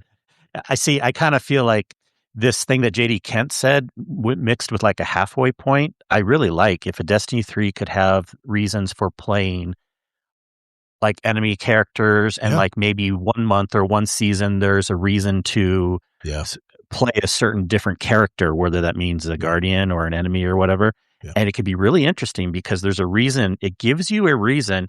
I know I don't, even though I like the Diablo resets, I don't think they should go that hardcore, but somewhere in between where there's a reason you're not playing, you have a very big carrot on the stick to switch to some other character, some other enemy type. And it's a fluid world where you're trying different things Dude, out. I had so many accounts that I made in Destiny 1 and Destiny 2 because I ran out of things to do. And the only thing that would keep me involved in playing the game was to do the progression again through another character. You only have 3 different characters to play, but you could always play a new account. Well, you do like resets.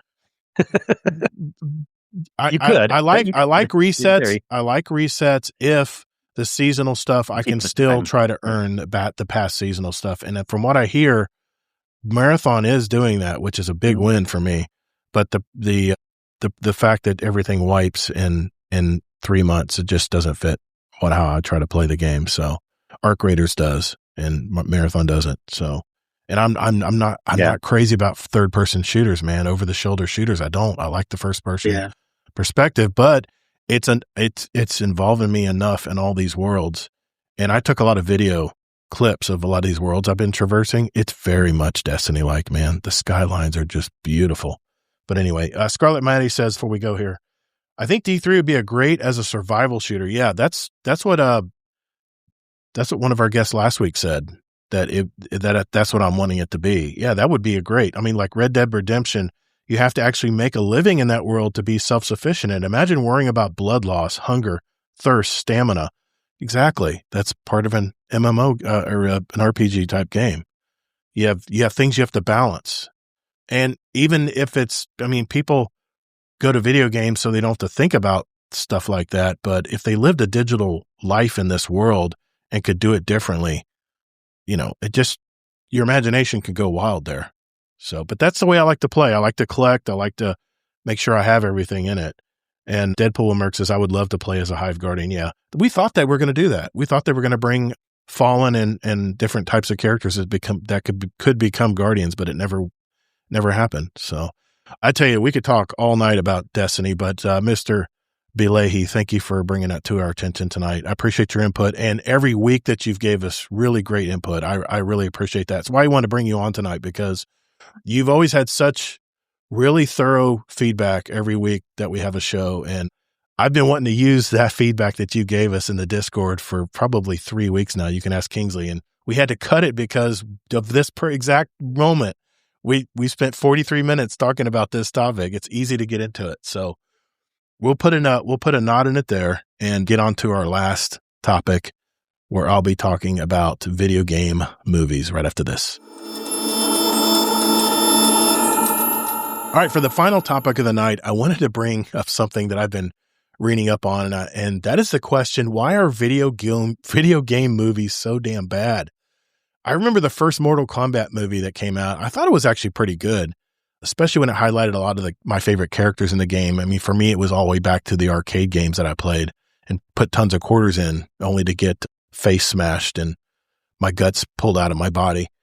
But there have been really, really some bad video game movies in the past that we probably don't even want to remember, like Super Mario Brothers in 93, because Bob Hoskins played one of the Mario Brothers. It was so bad.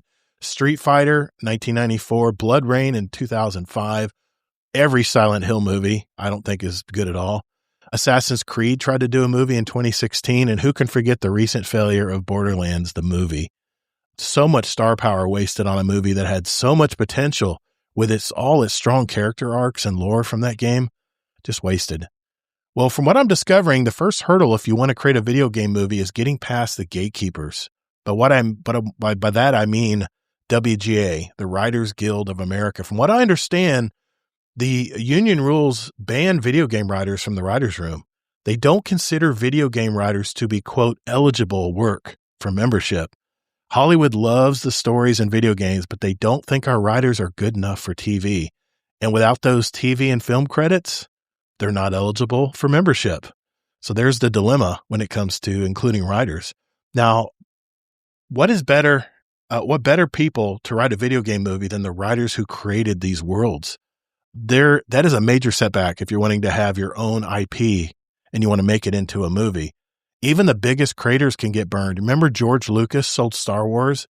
He was immediately sidelined despite being promised some creative involvement. I've heard of Hollywood executives coming into gaming studios with these perfect hairlines and these bright veneers, promising to respect the vision while they secretly plan to change everything. And there lies the problem. I think that Hollywood needs games more than games need Hollywood. It is an easy power grab for these executives because the game devs have already done all the hard work of creating these worlds that people and gamers love. As the YouTuber Alana Pierce stated in her video on the subject, there's 2 ways forward to fixing this. First, we got to pressure the WGA to involve and include gaming writers. And the second is to stay independent of the system. That way the authenticity is intact. And speaking of independent films around gaming, Markiplier, a well-known YouTuber, he wrote and produced his own movie based on the game Iron Lung. First, he involved the creator of the game, David Szymanski, in the pre-production process and throughout the filming of it. And from what I heard, Markiplier worked himself to the bone because he actually cared about the source material. even though the movie had kind of mixed reviews, I didn't see it personally. He turned a $3 million movie into something that grossed over $48 million worldwide. I mean, damn, that's a hell of a power move for a YouTuber, you know? But what Markiplier did is he proved that he didn't need Hollywood and its gatekeepers to make his movie. And that authenticity is rarefied earth these days, especially in Hollywood. Let's compare that movie with the upcoming Baldur's Gate 3 series coming soon to HBO. Craig Mazin, who created the Last of Us series, is the head of the project, and it's been confirmed that 0 writers from Larian Studios were involved in this movie. This is unfortunately the industry standard and why so many video game adapted movies just feel off or watered down like Borderlands was a couple years ago, and why everybody hated that movie. So what do you guys think about this? I wanted to share this information. I've been researching it on and off for a couple months now. And what do you guys think? Is that an accurate depiction of video game movies, or am I wrong here? What do you guys think? Well, you brought up the TV show at the end, didn't you? To be fair, the HBO one. Yep. The new Baldur's Gate 3 series. And yeah. That's not a movie, right? Well, not a movie. It's a TV series. And I will say The Last of Us was very good. And it stayed pretty true to the game, but that's definitely an outlier. But I mean, it won awards and everything. It was such a good, that's because they included some of the writers, I believe, into the, I know the creator was involved in that movie. He was a consultant on the set of that movie, and that's why it had so much success. I thought you said they can't include him. Well, so that's that's what I'm saying. The industry standard out there is the executives walk in the door and say, "Oh, we're definitely gonna make your movie, and we're gonna show you how great a game this was to America or to the world," and then they do what they want.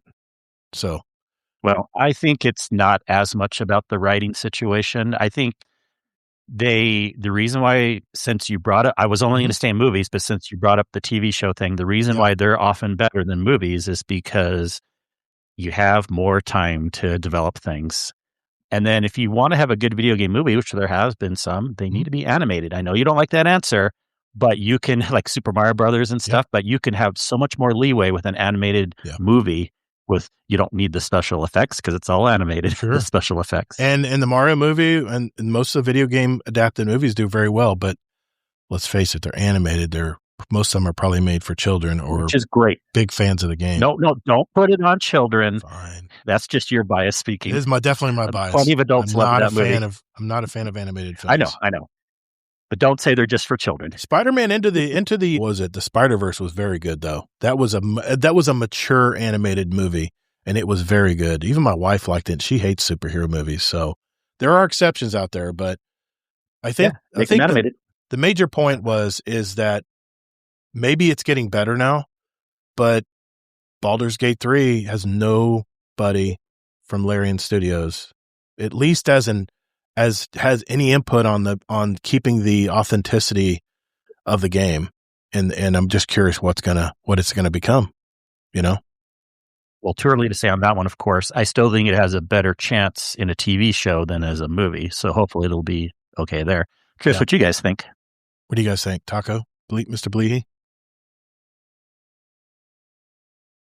I mean, I think the main issue with video game interpretations to movies as an overall like medium to like from how we perceive it to how others perceive it and try to put their spin on it is there's from this like the movie industry as a whole, there's not a lot of respect for other forms of art in the grand like scheme of things.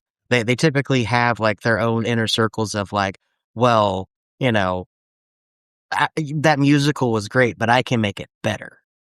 Like the most recent example we have of that is like Wicked. They divided up Wicked into, Wicked and then For Good, which you could have probably just done the full movie as it is in the musical in one sitting. And I think a lot of people would have been content with that too, how they broke it down. And I haven't personally seen the movies yet. I'm not really much of a movie person that much anymore, or TV in general.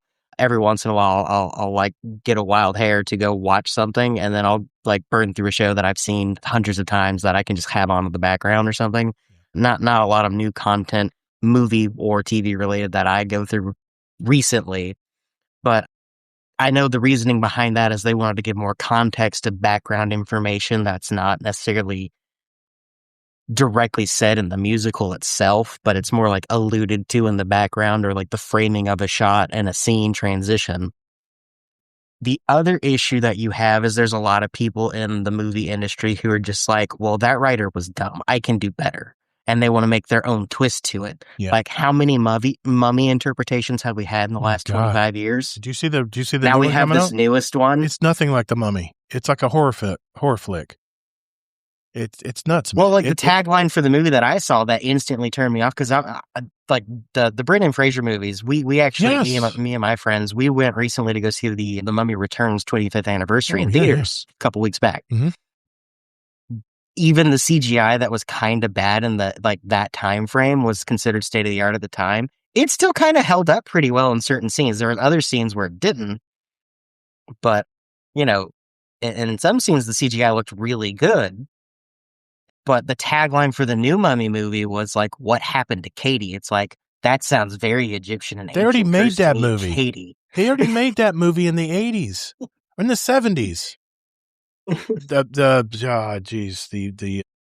movie where the girl was not obsessed. Was possessed. What was it? Geez, why am I can't remember that movie? It's a classic. The Exorcist. They already made that movie. And that, you know what? This movie, I've seen the previews, and me and my wife looked at each other where it said, we're not seeing that. Because it's like The Conjuring meets The Exorcist. That's what it kind of reminded me of watching the previews of that, the trailers. Yeah. So anyway, it just. But the other thing is like that lack of respect for like other writers, and I don't know if it's just like a Hollywood thing where they just huff their own air. They're just like, this bubble is where true creativity comes from. Everything else is a farce. Right. I think that also kind of like reflects in other parts of where they're just like, well, the studio wants to make this, they're paying me, so I'm going to do what the studio wants versus what, right. the guaranteed fan base would want. Like the upcoming Elden Ring movie, I'm skeptical it's going to work, because the whole fun of FromSoft games to me is like the vague overtones of something big just happened, and they feed you that like little bits of here and there and item descriptions and stuff. They don't tell you the story outright. You kind of just have to go you're just given an objective. You're just told, hey, see that thing over there? Mm-hmm. You need to become that thing and take that thing as well. And then they have a twist at some point in the story as well. Like, you don't expect it coming, but it adds more to the layer of, like the storytelling. Right. Like, it adds more layers and depth to it, to where it's like, well, you have to become the Lord. Well, then you get halfway through the game and it's like, oh, this boss that you just beat up, he was holding back a meteor that blew up half the map and just opened up a whole new map zone. Yeah. So go figure out what that's all about too. While you're talking, I'm playing the actual trailer for the latest Street Fighter movie that's coming. And I don't know about you, but would you think this was a Street Fighter movie from watching this preview? It does look nothing like a Street Fighter game that we ever played. Oh, that opening scene where someone just threw a trash can at someone, that's very Street Fighter background. They probably have to put something in there, but this is just a glorified action flick that has some, I don't know, man. It just, when I watched this preview today, I was like, okay, these two guys have history. Yes, we understand that. But if you didn't play the original Street Fighter game, you would have never known what's going on here. It's supposed to be Ryu and Ken. Yeah, it is. Anyway. But I mean, they have their comedic parts in here. They have their fancy, and here's your Matrix shot with your boss, your run of the mill boss, bad guy, and it'll be in October. So I'm just curious to see what it's going to be like. I mean, the only representation is the actual characters do look like some of the players that we played with. And the costume designing looks pretty good. It looks very good, but remember, we played those 8-bit games back then. There wasn't a whole lot of detail like this in those games. And they got better as they made better Street Fighter games, but I don't know. I don't know, man. I think this is just going to be your typical action flick with no story, or if it is a story, it's going to be like a shell of a story that's been in every movie ever since, ever from the beginning. And this game, just stuff like this just turns me off, man. I don't know. Anyway, I'll put it back. I was just sharing it with everybody while we were talking. Mr. Balehi, do you have any comments on this? I'm sure you've seen a lot of bad video game movies in the past. Well, throughout most of my life, songs are 3 minutes long. Movies are 2 hours long. TV shows were either half an hour. Right. And without anybody ever saying why, there was sort of this assumption that was just the right artistic length. A story should take 2 hours to tell, or a song can take 3 minutes. Yeah. And it had nothing to do with that. It had nothing to do with artistic. It was the people that showed the movies or play the records, whatever. It was all based on constraints put on by, commercial interests. Nobody expected that Netflix or streaming services would release an entire series and people would literally sit down and watch the whole damn thing in 2 days. So that tells me that there's a shift. And I think there's a shift coming that may be given more freedom to create something over like an episodic thing where it can be like a Baldur's Gate, where it can be 20 episodes or whatever. It will allow them the freedom to do things in a better fashion. But I will say this also. I would much rather be in the movie than watch the movie. Yeah. And the game. And the fact that video games are now between 184 and $224 billion a year. Yeah. Movies are $33 billion a year. And you watch them once. TV is like 142 to 169. Mm-hmm. The video games have won. I mean, they've passed all this other stuff. Yeah. And I think that's because people would rather participate than watch. That's just my... It could also be the desperation of Hollywood executives to create original material. Because, the only thing that Hollywood banks on now are what? It's like sequels, because they have to have that. They have to have that appeal. Anyway, but maybe that has something to do with it as well. But it just, I don't know. It seems like, I would say 85%, and I'm including the Mortal Kombat movies here, because I think a lot of the Mortal Kombat movies are good, even though they have very little story. I love the graphics and the characters, the character arcs, even though you're not really hearing anything about these characters. It's just all fight scenes. I think about 85% of movies based on video games are really terrible. And I don't know if it's executives, Hollywood just cashing in on the name recognition. Yeah. And Borderlands found that out, that it didn't work. It actually backfired. I don't know. Kingsley, do you speak your piece? Well, yeah, the only last thing I'd add is I know you want to make this just about video games, but I think it's not just that. It's the movie industry in general. Yeah, you take out the word video game and you put in anything. So really it has nothing that much to do with video games, in my opinion. Okay, fair enough. I think a good example of that I can pull from my personal experiences, and maybe some other people can if they read the series, The Inheritance Saga by Christopher Pliny. Eragon, the first one, one of the worst adaptations of a book to movie in the history of the world. Wow. I didn't see that one.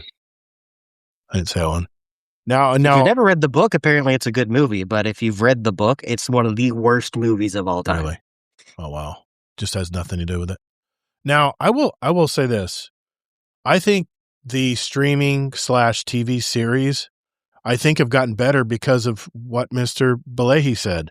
You can break a movie is 2 hours long and you have to include everything in that 2 hour bite.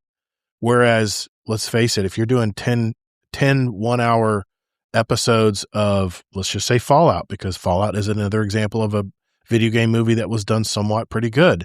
And I think a lot of people are just buying into the dystopian world that they've created. Yeah, they've included some of the lore in the movie as well. I've watched it all. But I think the fact that they can break it down into 10 hours of content instead of 2 hour video game movies, I think makes a big difference as well. And I think that's maybe why video game adaptations might have a chance going as a limited series on the streaming services out there. So we'll see what Baldur's Gate does. I'm going to watch it, but I'll know within 2 episodes, because they're going to have the stinger episode. The first episode's going to jerk your chain and get you all excited. And then the second one is where the real guts of the movie is going to be, because that's where the real story comes into play typically. So, all right. Well, anyway, I thought it was a decent subject, and Lord knows I have watched some terrible video game movies, and my wife won't even go watch them now. So I don't know how I got her to go see Borderlands, but it was so bad. It was so bad. So, okay. Anyway, I wanted to read this. So I'm a rare enjoyer of the Witcher series. I'm so happy they're bringing back Henry Cavill. I did not know that as Geralt. That is fantastic, man. I'm loving to hear that, because I don't think the remake was any good. It wasn't as good. It just didn't have the weight of Henry Cavill. So, all right, we'll move on. I digress. We'll move on. Let's get into our catch-up series and BS about all kinds of different things. Be right back. All right, it's that time of our show where we catch up and just kind of chill out and hang out with our guest co-host tonight, and kind of go around the table tonight and just share what we've been doing in life, what we've been watching, what we've been gaming. And Taco, let's start with you, man. What have you been doing, man? What have you been playing lately? What have you been doing in your life? I know you mentioned you're busy as hell at work, but what else is going on in your life, man? Catch us up. Yeah, busy at work, got one coworker going on paternity leave, like I said earlier. Playing games recently. I've been doing a lot of game hopping. I haven't really sat down with anything that's like kept my attention for more than a few minutes. I don't know how you do it. I can't keep up. You're playing a different game every night. Span. I guess that's it. No, I mean, most of the games that I play are like, and to touch back on what I was trying to say earlier too, is that they're the actual like true definition of a live service game, where it's like you can play it in small increments, and then when you come back to it, it's something different, or they've changed the sandbox enough to where it feels newer than you left it at. And then a few of the games that I play through, it's like one particular game. It's one of my gacha games where it's like I put in money into the developer because I like the IP that they work with. As you should. It's the Naruto Boruto Shinobi Striker game. Okay. I'll buy the unlock scrolls every once in a while, because they've recently started doing a new trend where they'll release like higher power creep weapons, and it's basically gambling. And I shouldn't probably be giving them as much money as I do, but I want the new fun shiny weapon. Everything in moderation. That's right. Yeah. No, I'll buy like a few scrolls every once in a while, and I'll have those last me like through multiple rotations and multiple like moments. I got you. And get the new shiny every once in a while, but I'll play that very seldomly, because it's a very harsh balance as far as like sandbox balancing goes, because it's like you're either on a team that's stacked and you have a good night, or you're just getting completely obliterated by someone else who's stacked up. Other things I've been playing has been like Warframe. Kingsley recently just got into that. He'll probably talk about that more. The other game that I played is also from the same creators of Warframe, is Soulframe. They're currently like, I don't know if it's still considered closed alpha, because I think they give out codes now with every stream that they do. And I bought the founders package, so I had extra codes to give out if anyone wants to give it a try at some point. Soulframe is made by the people who made Warframe? It's their new game. Oh my God. They have a full secondary team. Send me a code, please. I want to try it. Sure. Oh, I have a code too, Todd. Yeah. Okay, I want to try it. I want to try it out. I got 9 kings. I got to get rid of them. Shut up. I know Rodimus said that he was trying it too, and he liked it. So yeah, I want to try new stuff. Yeah, the DPS guys played it some too. Yeah, I want to definitely try it. Okay. Yeah, it's more grounded than Warframe. You might enjoy it a little bit more, because it's not as jerky. It actually does take inspiration from like the old Legend of Zelda style of hack and slash and Dark Souls combat. Oh, hack and slash! You had me at hack and slash. Okay, it's the old Dynasty. Not that type of hack and slash. Not Dynasty Warriors. It's a little bit more like newer Dynasty Warriors as far as like counters. Okay, yeah. Judging, how you engage enemies better. It's going to be like Expedition 33. More Dark Souls, not Expedition 33. More akin to Dark Souls and like a Legend of Zelda style combat, where it's like you can mash the attack button the whole time, and that might give you progress. It's but all about timing.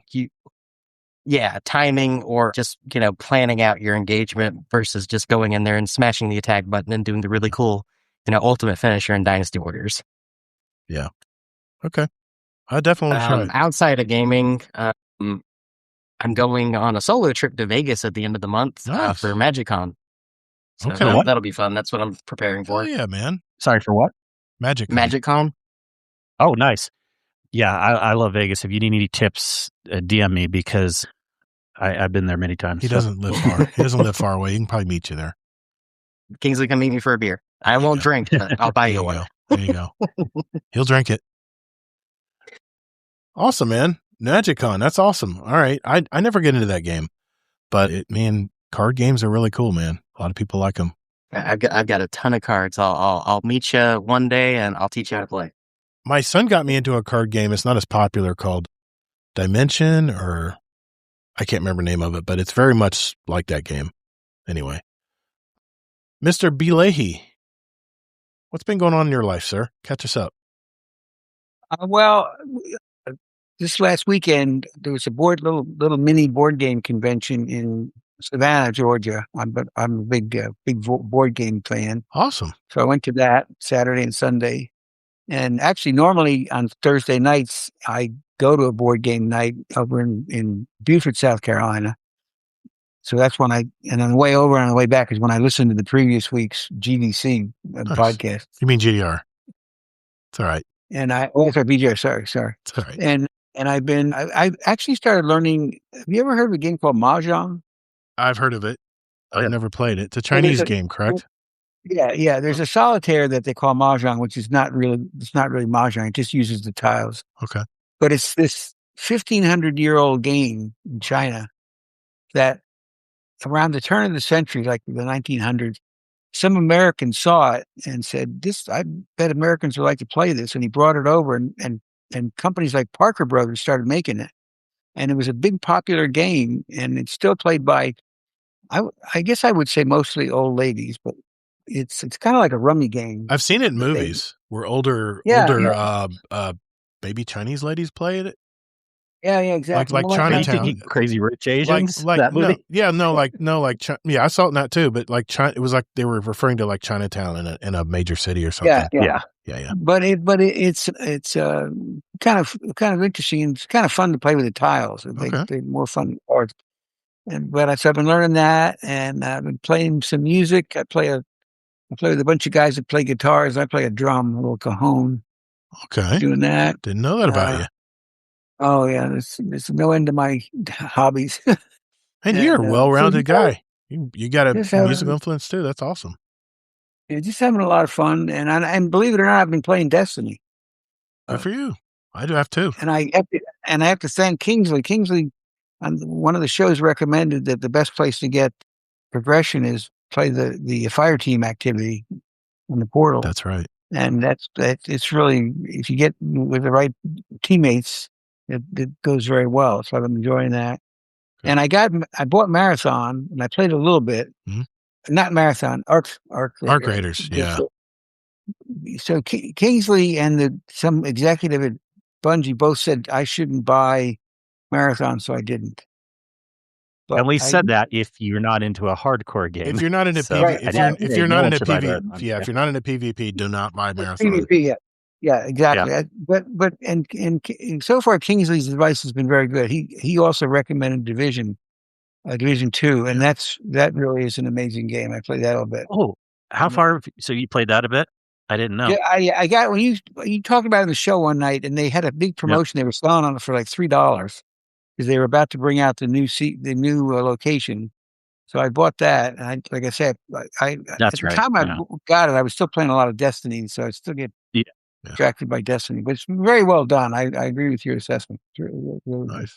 It's a great game. Yeah. Yeah. Todd will like it. I promise if you hop into it. I will. I promise you I'm going to play it. I got to upgrade my workbenches first. The other game I want to mention is a game called Enshrouded, which is it's kind of like it's a crafting and exploration and combat. And the thing that's really astonishing about it is they have this ridiculously large world, and it's not procedurally generated. It was done by artists. And it just goes on forever. And every place you go, there's some new buildings or new things. It doesn't have any of that sort of cookie cutter feel to it at all. And it's very, very well done. I will say that I've been playing that with my brother, but he has been off cruising around on the ocean, so I haven't been playing for a while. But that's you got to give that a try. Enshrouded. Yeah. Okay. Very nice. You are definitely not the usual boomer that I know. My parents wouldn't even know what a controller is. If I gave them one, they would go, what am I supposed to do? I love seeing older gamers. I really do, because you guys are the OGs. I mean, I thought I'm the OG, but no, you guys are the OGs, and it's more and more people over the age of 60 are playing video games, and I think it's great. I think it actually helps with mental, what is it? Like, people play those mental brain games and stuff. I think video games do the same thing. I really do. Oh yeah. I'll play these brain games. I'm like, this is boring. This isn't easy. This is too easy.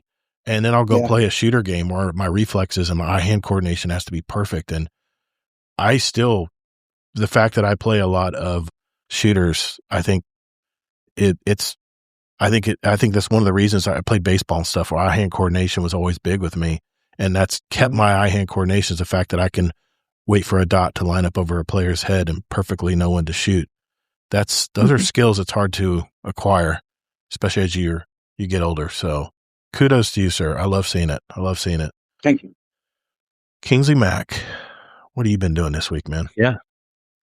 Yeah, just enjoying a lot of games as usual. Hopped in some Division with Zombie. Always a pleasure. I know HD Tech likes to play the game too. A lot of people do.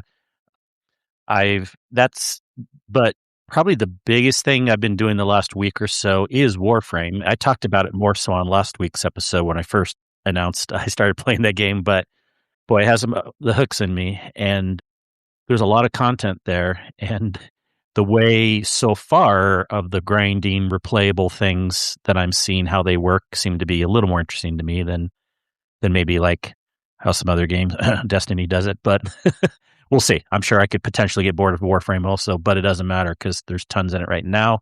I have tried the Soulframe. I like Warframe so far better than Soulframe. Just I like the faster feel of it, but Soulframe's an amazing game too.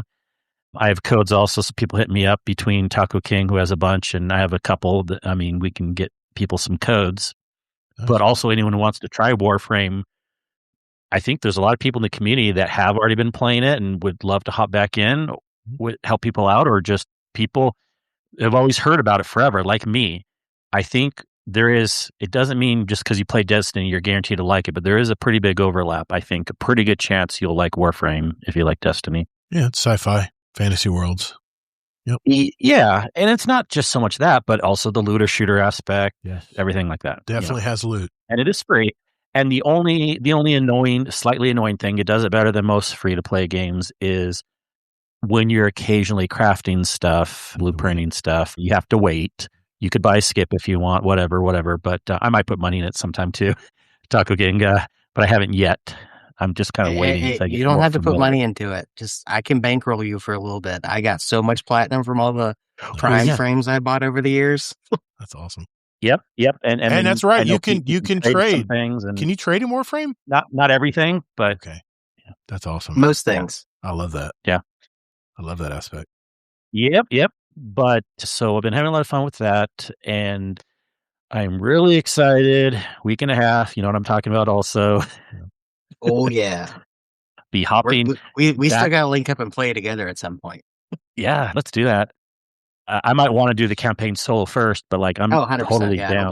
What game is this? What game? But Diablo 4's big DLC is coming out on the 28th.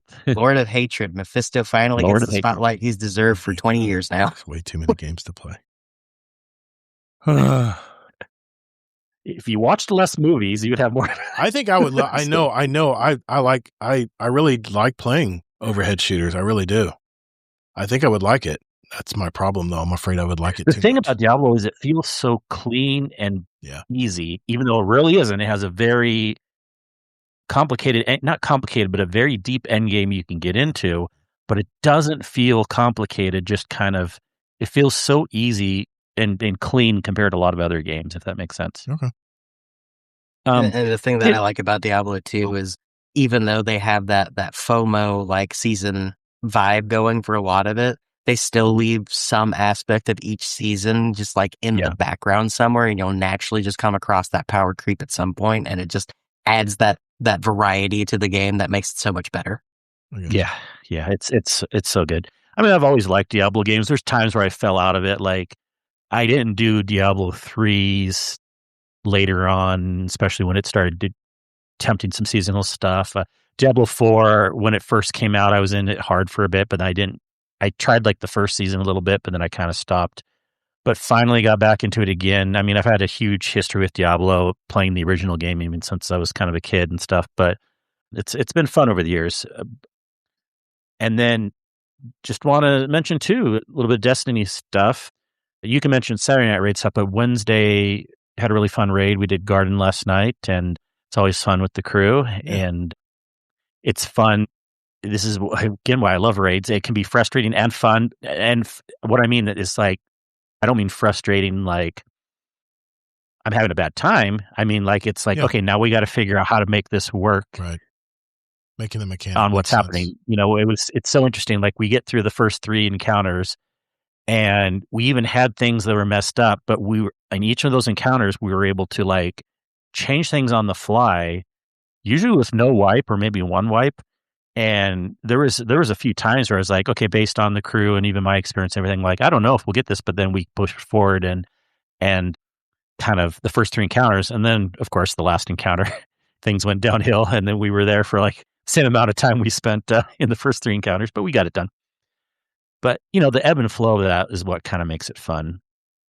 Afterwards, we decided to hop in some Iron Banner. I'm like, why not? I mean, on a rare occasion, I'll hop into Iron Banner, even though it's one of my least favorite things to do in the game. But it's, you know, I'm with friends and stuff like that. And boy, the experience is pretty bad right now. I was watching you guys play the other night. Mm-hmm. Yeah, but I don't get it, because the amount of players, if you look at the charts, were about the same between Tuesday and Wednesday night. Maybe because we were playing a little bit later, because I did see they were dropping fat. And again, even though there's more player on population report, Steam gets its numbers first. And when one's dropping because people are going to bed for the night, the other one's undoubtedly dropping too. It's just with a higher amount of numbers. Well, I was watching, like, when we were playing, it was going from like 9,000 on Steam quickly down to the 7,000 range. Yeah, I call it the witching hour. Usually 1 a.m. Yeah. 1 a.m. Eastern, I call it the witching hour. It's where all of a sudden the matchmaking, start getting people from all over the place. Well, I would want that. We weren't getting any matchmaking is what was happening. You guys were getting mongoose errors? We got like 10 different errors. We had times where we were waiting on matchmaking for like 10 minutes, and then it would try to match us. And then when it finally did, another error would happen and would kick us out. Jeez. We had times where it would kick us out from each other in our fire team. Like it would boot us and stuff. And so maybe it was mostly technical issues, but even when we did match with people, you know, getting the same teams, things like that. And the experience just isn't that good with that many people. And I knew better, but of course, a lot of people were saying, oh, it's going to bring back all these players. Once again, I was right. It did. Now, we did have a bump, but guess how big the bump was? Yeah, we talked about this. Very, very small. It is very small. Yeah. I ran the numbers. It went up 7%. So Iron Banner really didn't bring that many people back. Sorry, people. I said this in the pre-show. I says, I think the reason why it didn't have much bump is I think Bungie Destiny waited too long to bring back Iron Banner. It's out of sight, out of mind. People, you know, aren't playing every month like we used to. People forget about it. It's out of sight, out of mind. But all the people here were talking about it, like everyone's going to come back. So there were people still willing to hop in, but you're right also that waited too long. We just have so many less players right now anyways, that if you're not super into Iron Banner, you're not going to be hopping into it just because it's back now. And I don't understand why they delayed it, Kingsley, because there was not a ton of activities going on. If anything, it's been kind of desolate. You would think that they would definitely bring back Iron Banner every month, because that's what I really look forward to. That's what drew me back to log in this week was Iron Banner. And we played Tuesday right at reset, and maybe by Wednesday people had already gotten the gear and just bailed out. Maybe because I have a theory. Good. Yeah, I have a theory on why it hasn't come back for a while.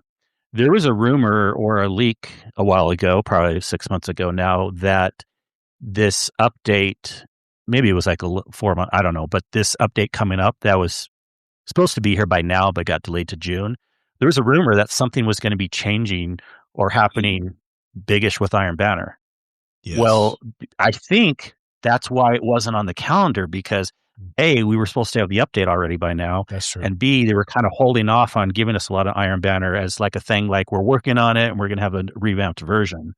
So now that everything got pushed, and I think unfortunately too, in the June update, we're not going to see any. We might see some Iron Banner changes, but tiered gear. I think that project kind of got scrapped. I mean, I got everything I got was all tier 5 because of my power. I'm at 550. I'm maxed out. But man, I'll tell you what, when I played Tuesday, every match, they just chucked gear at you. The new armor, all kinds of weapons. I got probably 3 different of the new auto rifle. I think I got 3 different versions. And I played with Necromancer. I haven't played with him. I haven't gamed with him, and he was very nice to catch up and talk a little bit. And I got a ton of the rocket launchers with the flaming whatever ornament on it, a holofoil.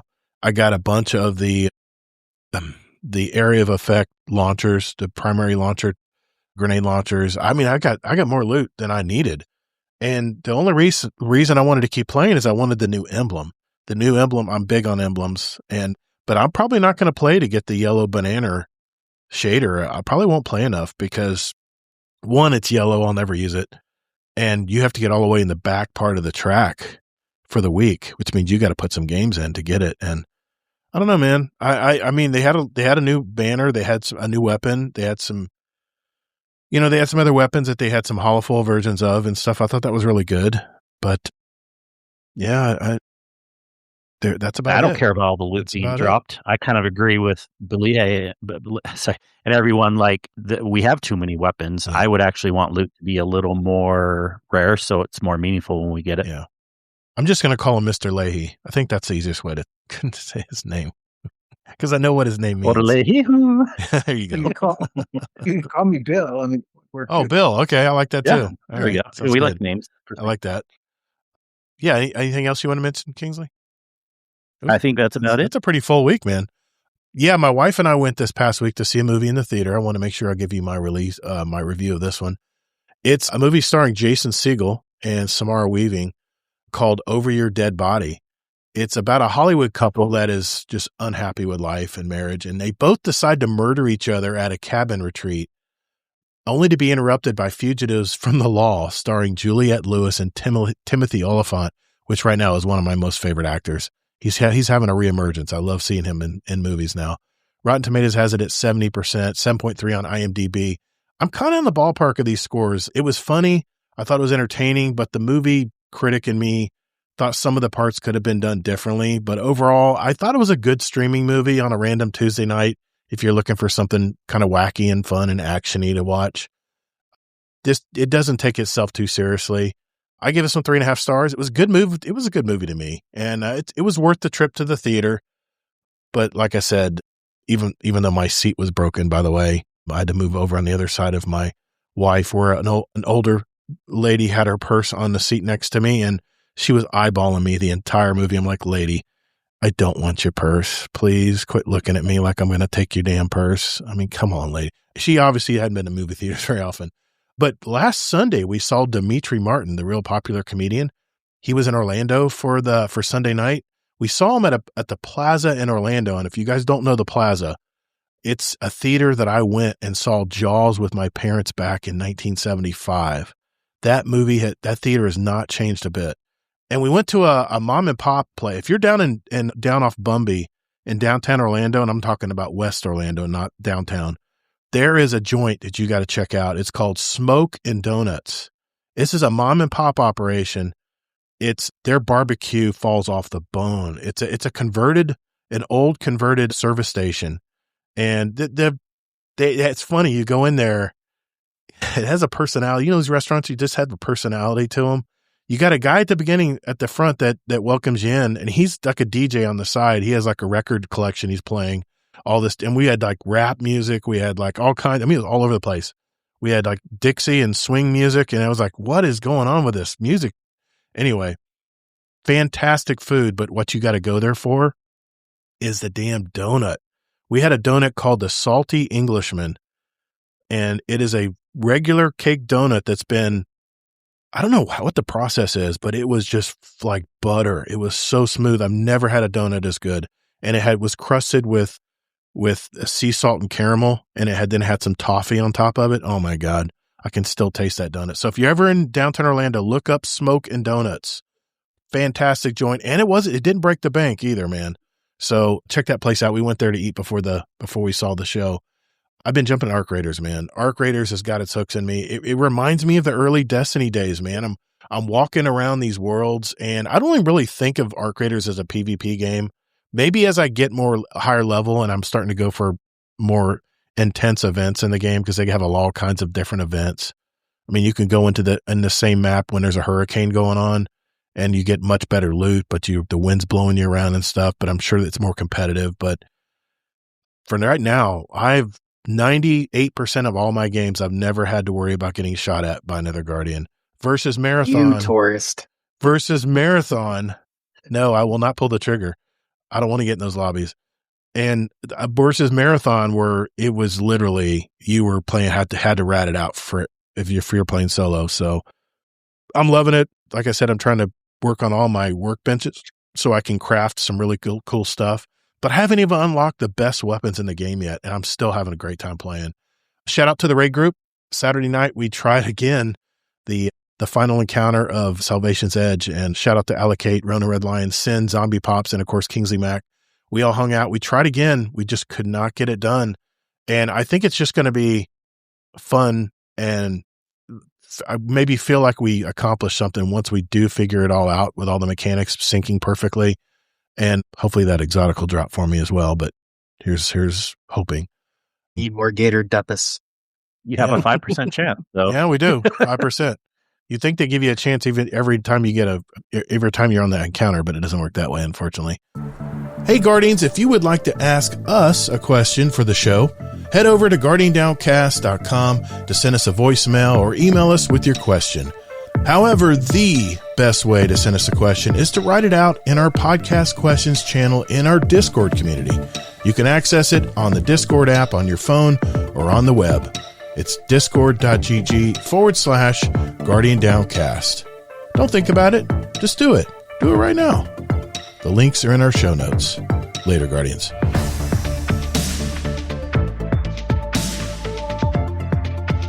Let's answer some questions from the community here before we go. I'm going to have to leave the chat guys and Discord for a minute here so I can go to the questions channel. And we had a couple good questions here. I'm just curious what you guys thought about it. Let's start with some Destiny questions. Mr. Deadpool 1 Merc, he says, what is one feature that would instantly make you excited for the future of Destiny? And question for the show, be honest. Are you still playing Destiny because you love it or because you've already invested too much to walk away? Oh, the old sunk cost fallacy effect there, Deadpool. Which tends to affect Gator more than me. I be honest, other than Iron Banner, I have not played Destiny. No, I know you haven't, but the years leading up to now. What is one feature that would instantly make you excited for the future of Destiny? One feature. Anybody have an idea what they would? Procedural, actually changing stuff like what they said was going to be in the portal, but was not. Procedurally generated worlds. Yeah. Yep. Well, and enemy maps. Movement and just things that feel lively. Yes. Look, however you're going to say it, I don't care the word of the day or whatever, but persistent work. Yeah. So that would make me excited. And then no, I never do sunk cost fallacy. When I start getting bored of Destiny, I stop playing it. So I don't know why people don't live that way in life, if anyone does. But I used to for the longest time, but no, it's Destiny's out of sight, out of mind now for me, and I'm on to something else. And I tend to grab. I still love doing lots of Destiny. I grab a game every week, and I play it to death. I shake it to death. I really latch on and play it because I want to experience everything in the game before I move on to another game. Anyway, he's very proud of that Prestige 1 rank he got. Yes, from old Call of Duty. Oh, you're definitely don't say you want to experience everything. You want to do like the hardcore raid stuff, like the flawless last wish and the pantheons and all that stuff. Not that stuff. Yeah, so you don't want to do I'd like everything. to, but I need friends, and I don't have those. That's you need killers to play those maps. With. Yeah, and you need and those lots killers of determination. Yes, but those killers are playing other games. That's the problem. Well, don't use that as an excuse. I don't think you'd want to do it anyways. I know. I mean, I want to enjoy the core of the game. I want to get that feeling that the developer wanted me to get when I play the game. And I have Crimson Desert is on deck. It's just waiting to be. It's already downloaded and ready to go. I've got all the patches and stuff, so that's all it is. So, Bill, what do you think? Is there a feature? I know you've kind of mentioned a few tonight, but is there a feature that would get you excited about the future of Destiny?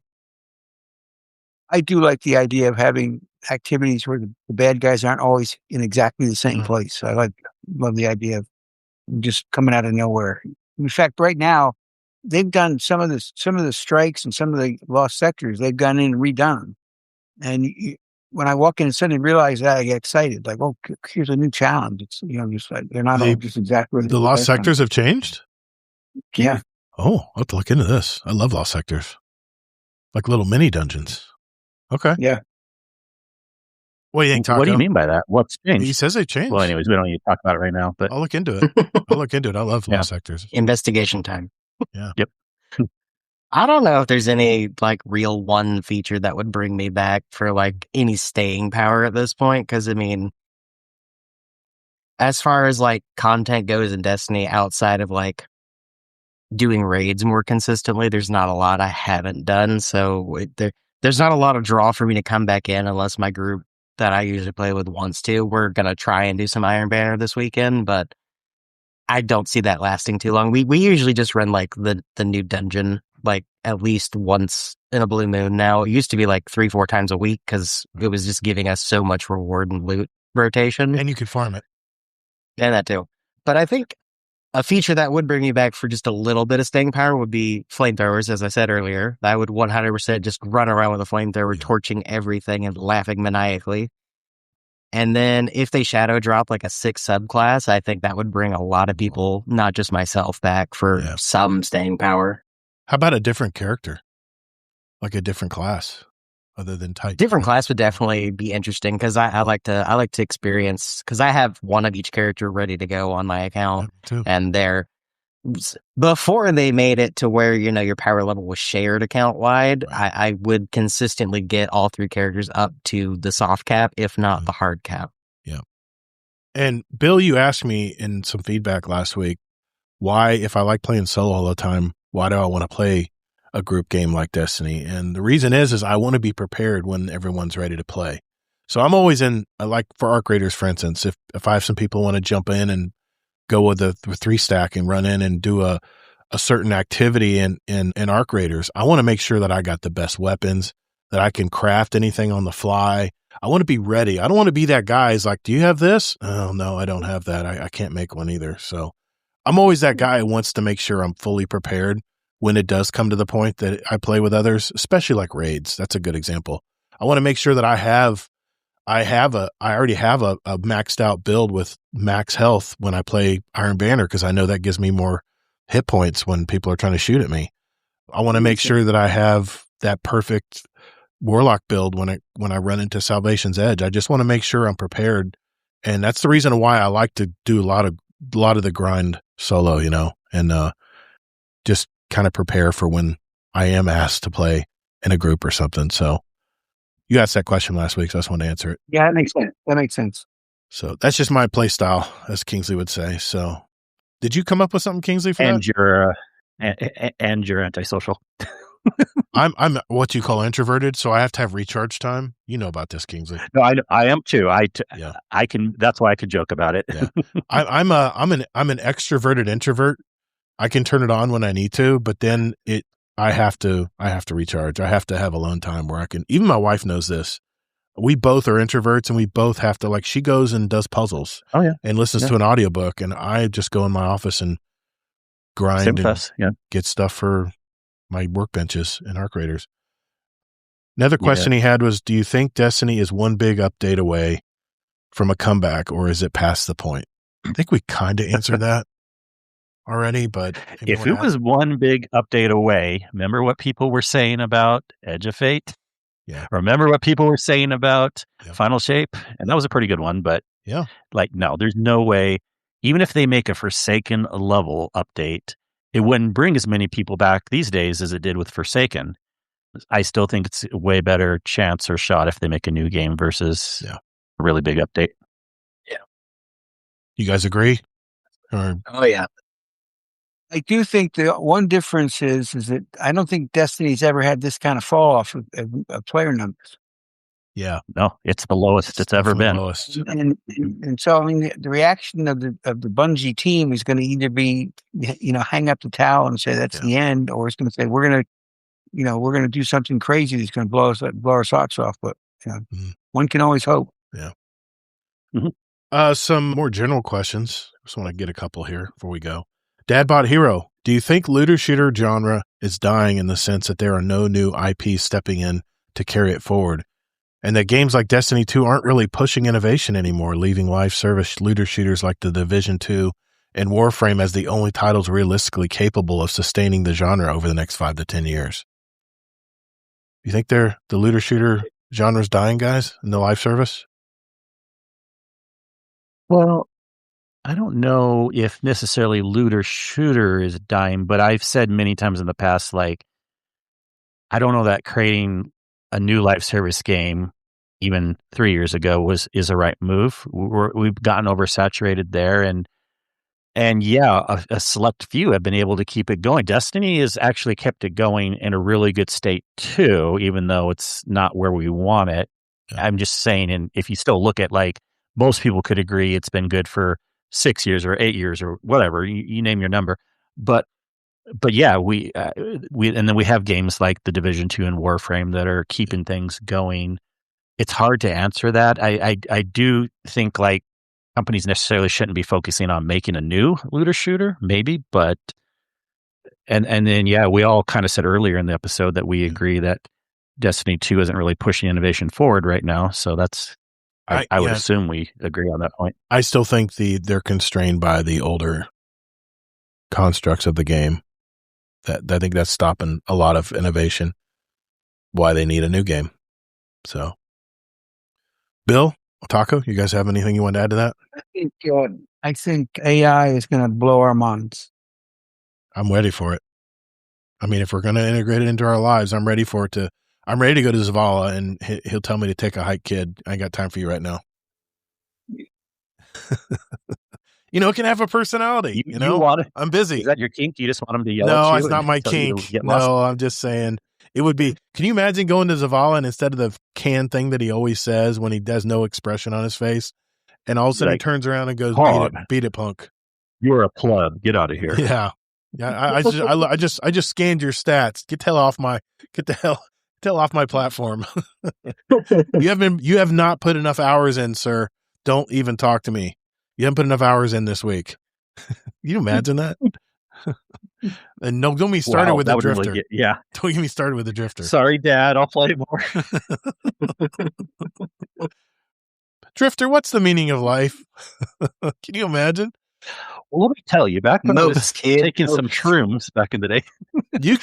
I could see a chat bot being enveloped into character arcs. That'd be fantastic, man.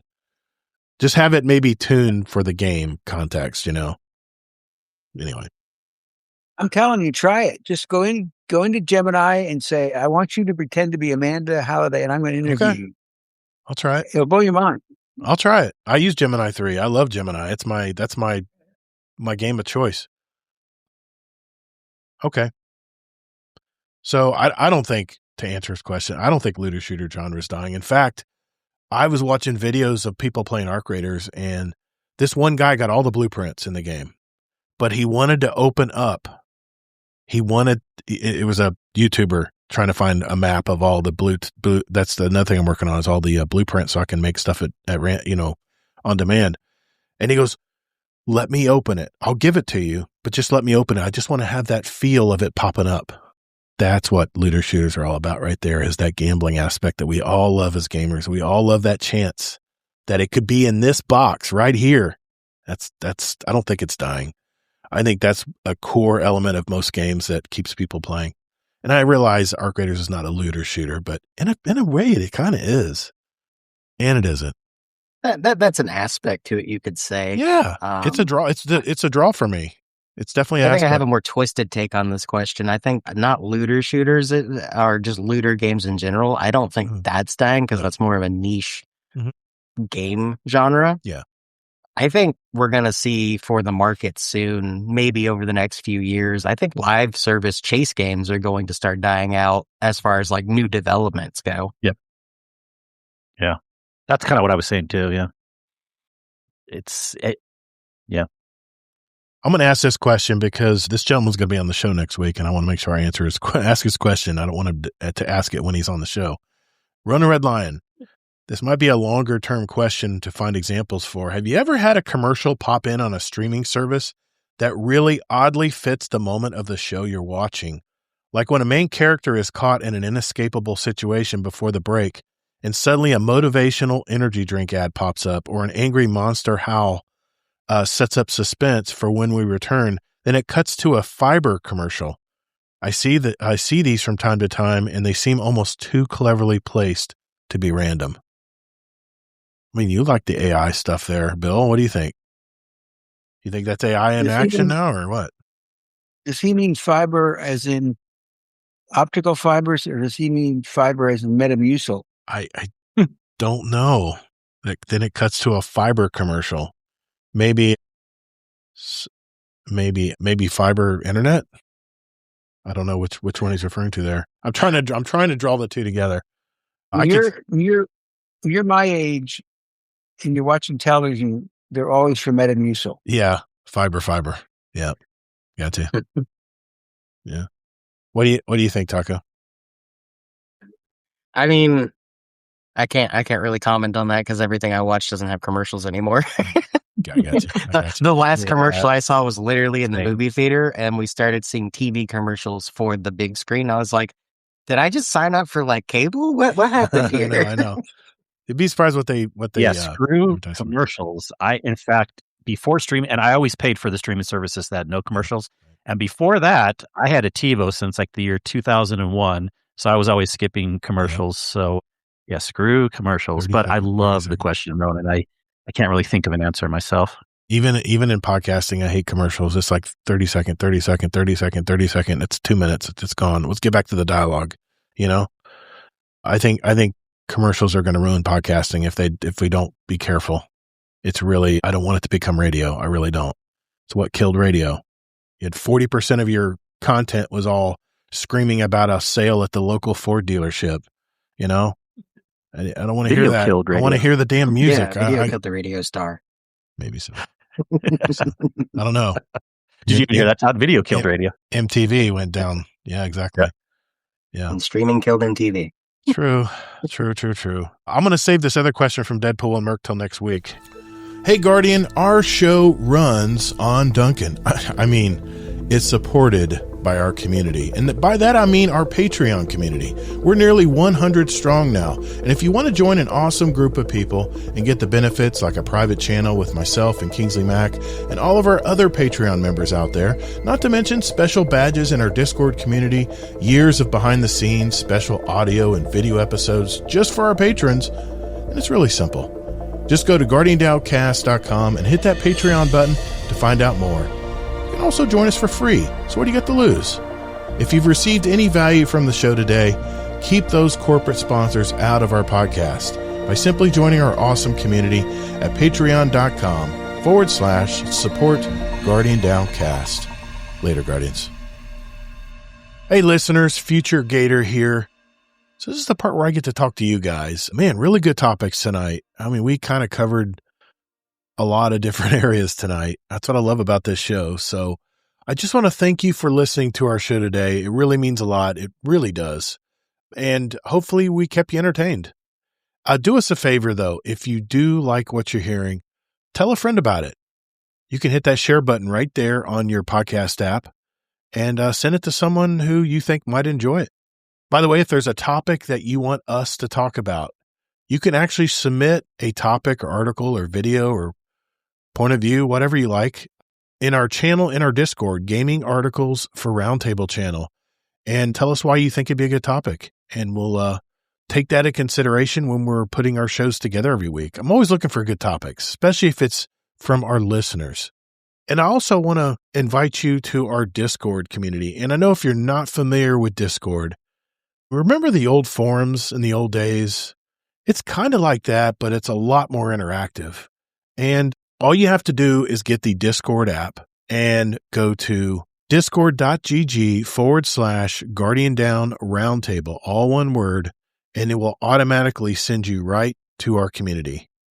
And when you jump in, you'll get a little welcome message at the general chat as you first come in. And usually a lot of our members will jump in and say hi to you. So if you've always been sitting on the fence and don't know what this Discord thing is, it's very, very simple. It's not very difficult at all. And it's just a way you can actually give feedback to us, our community, and our podcast. So remember, just get that Discord app and go to discord.gg/Guardian Down Roundtable, and it'll take you right to our community. We got a couple more guest co-hosts lined up for next week. I've already been talking to some of them and can't wait to see what we talk about next week. It's every week, you just never know. You never know what we're going to bring up. Of course, a big shout out to my permanent co-host, Mr. Kingsley Mack. Shows up every week and has a topic for us to talk about. So I appreciate his effort there, and he's been a really good friend. Big shout out to our Patreon community. I believe we have 85 strong now. We have a lot of bonus content in there. We have special roles in our Discord, our community, even some private channels where you can talk to all the other Patreon community and supporters of the show, and myself and Kingsley Mack, if you like as well. A shout out to our largest Patreon supporters, like our Dungeon Champion patron, Mr. Deadpool 1 Merc. Our Raid Boss patrons, Amazing Taco King, Frostbite, and Jealous Gaming. And if you enjoyed today's episode, if I made you cry, groan, shake your head, whatever, if I got a reaction from you, be sure to hit that share button. Let someone know about our community. And while you're at it, give us a review on Spotify or Apple Podcasts. I know everyone always asks that, but we don't have any new reviews, so we really don't have any newer reviews lately. And I want to be sure to mention those. So, hey, if you like what you hear, give us a review on Spotify or Apple. I don't care if it helps the algorithm or whatever people say out there to make you leave some feedback. We just want to hear from you guys that maybe aren't in our community or have no other way to talk to us. Let us know what you think about our show. And if you need any information on our podcast, it's always easy. Just go to guardiandowncast.com for any information you need on the show. Or if you want to play past episodes right there in your browser, that's the place to go.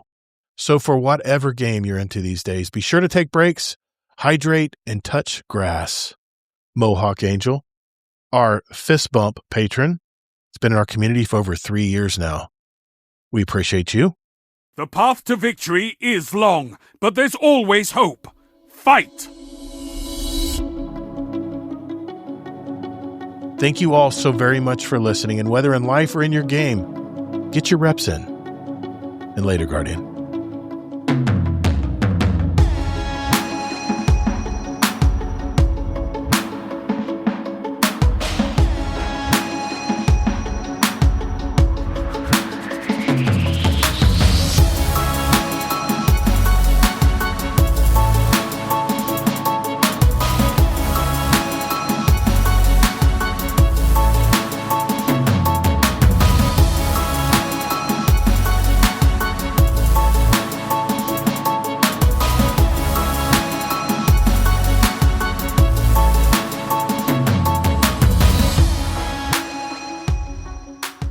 Overtime. Let's do this.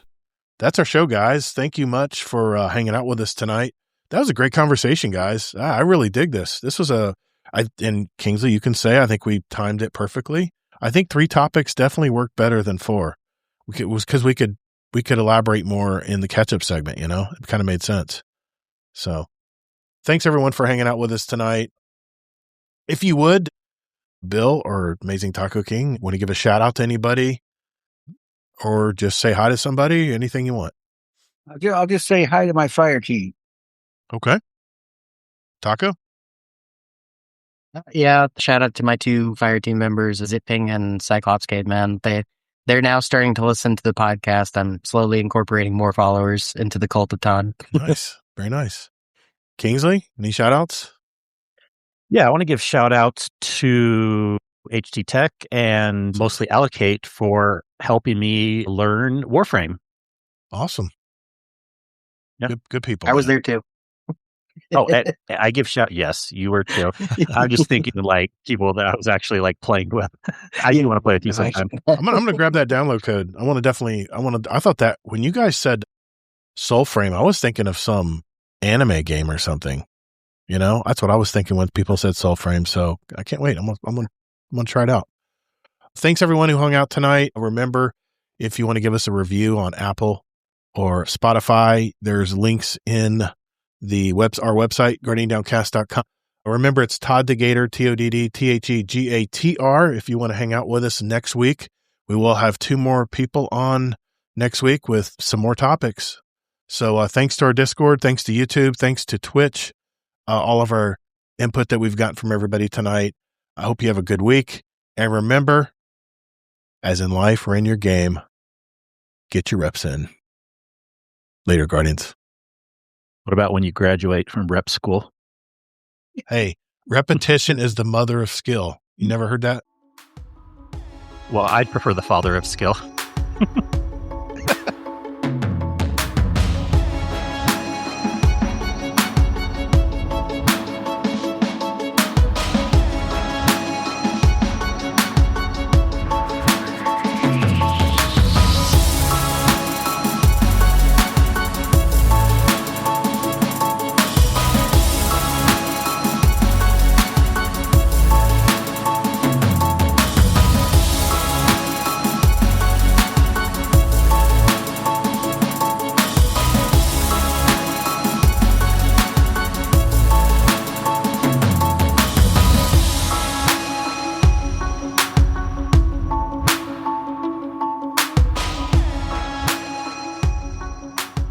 Florida's like considered the Caribbean. It's barely connected to the U.S. You know what I mean? It's Here like we go. Here we go. We're going to slander it's its own Florida. little island. All right. Everybody's a jokester today.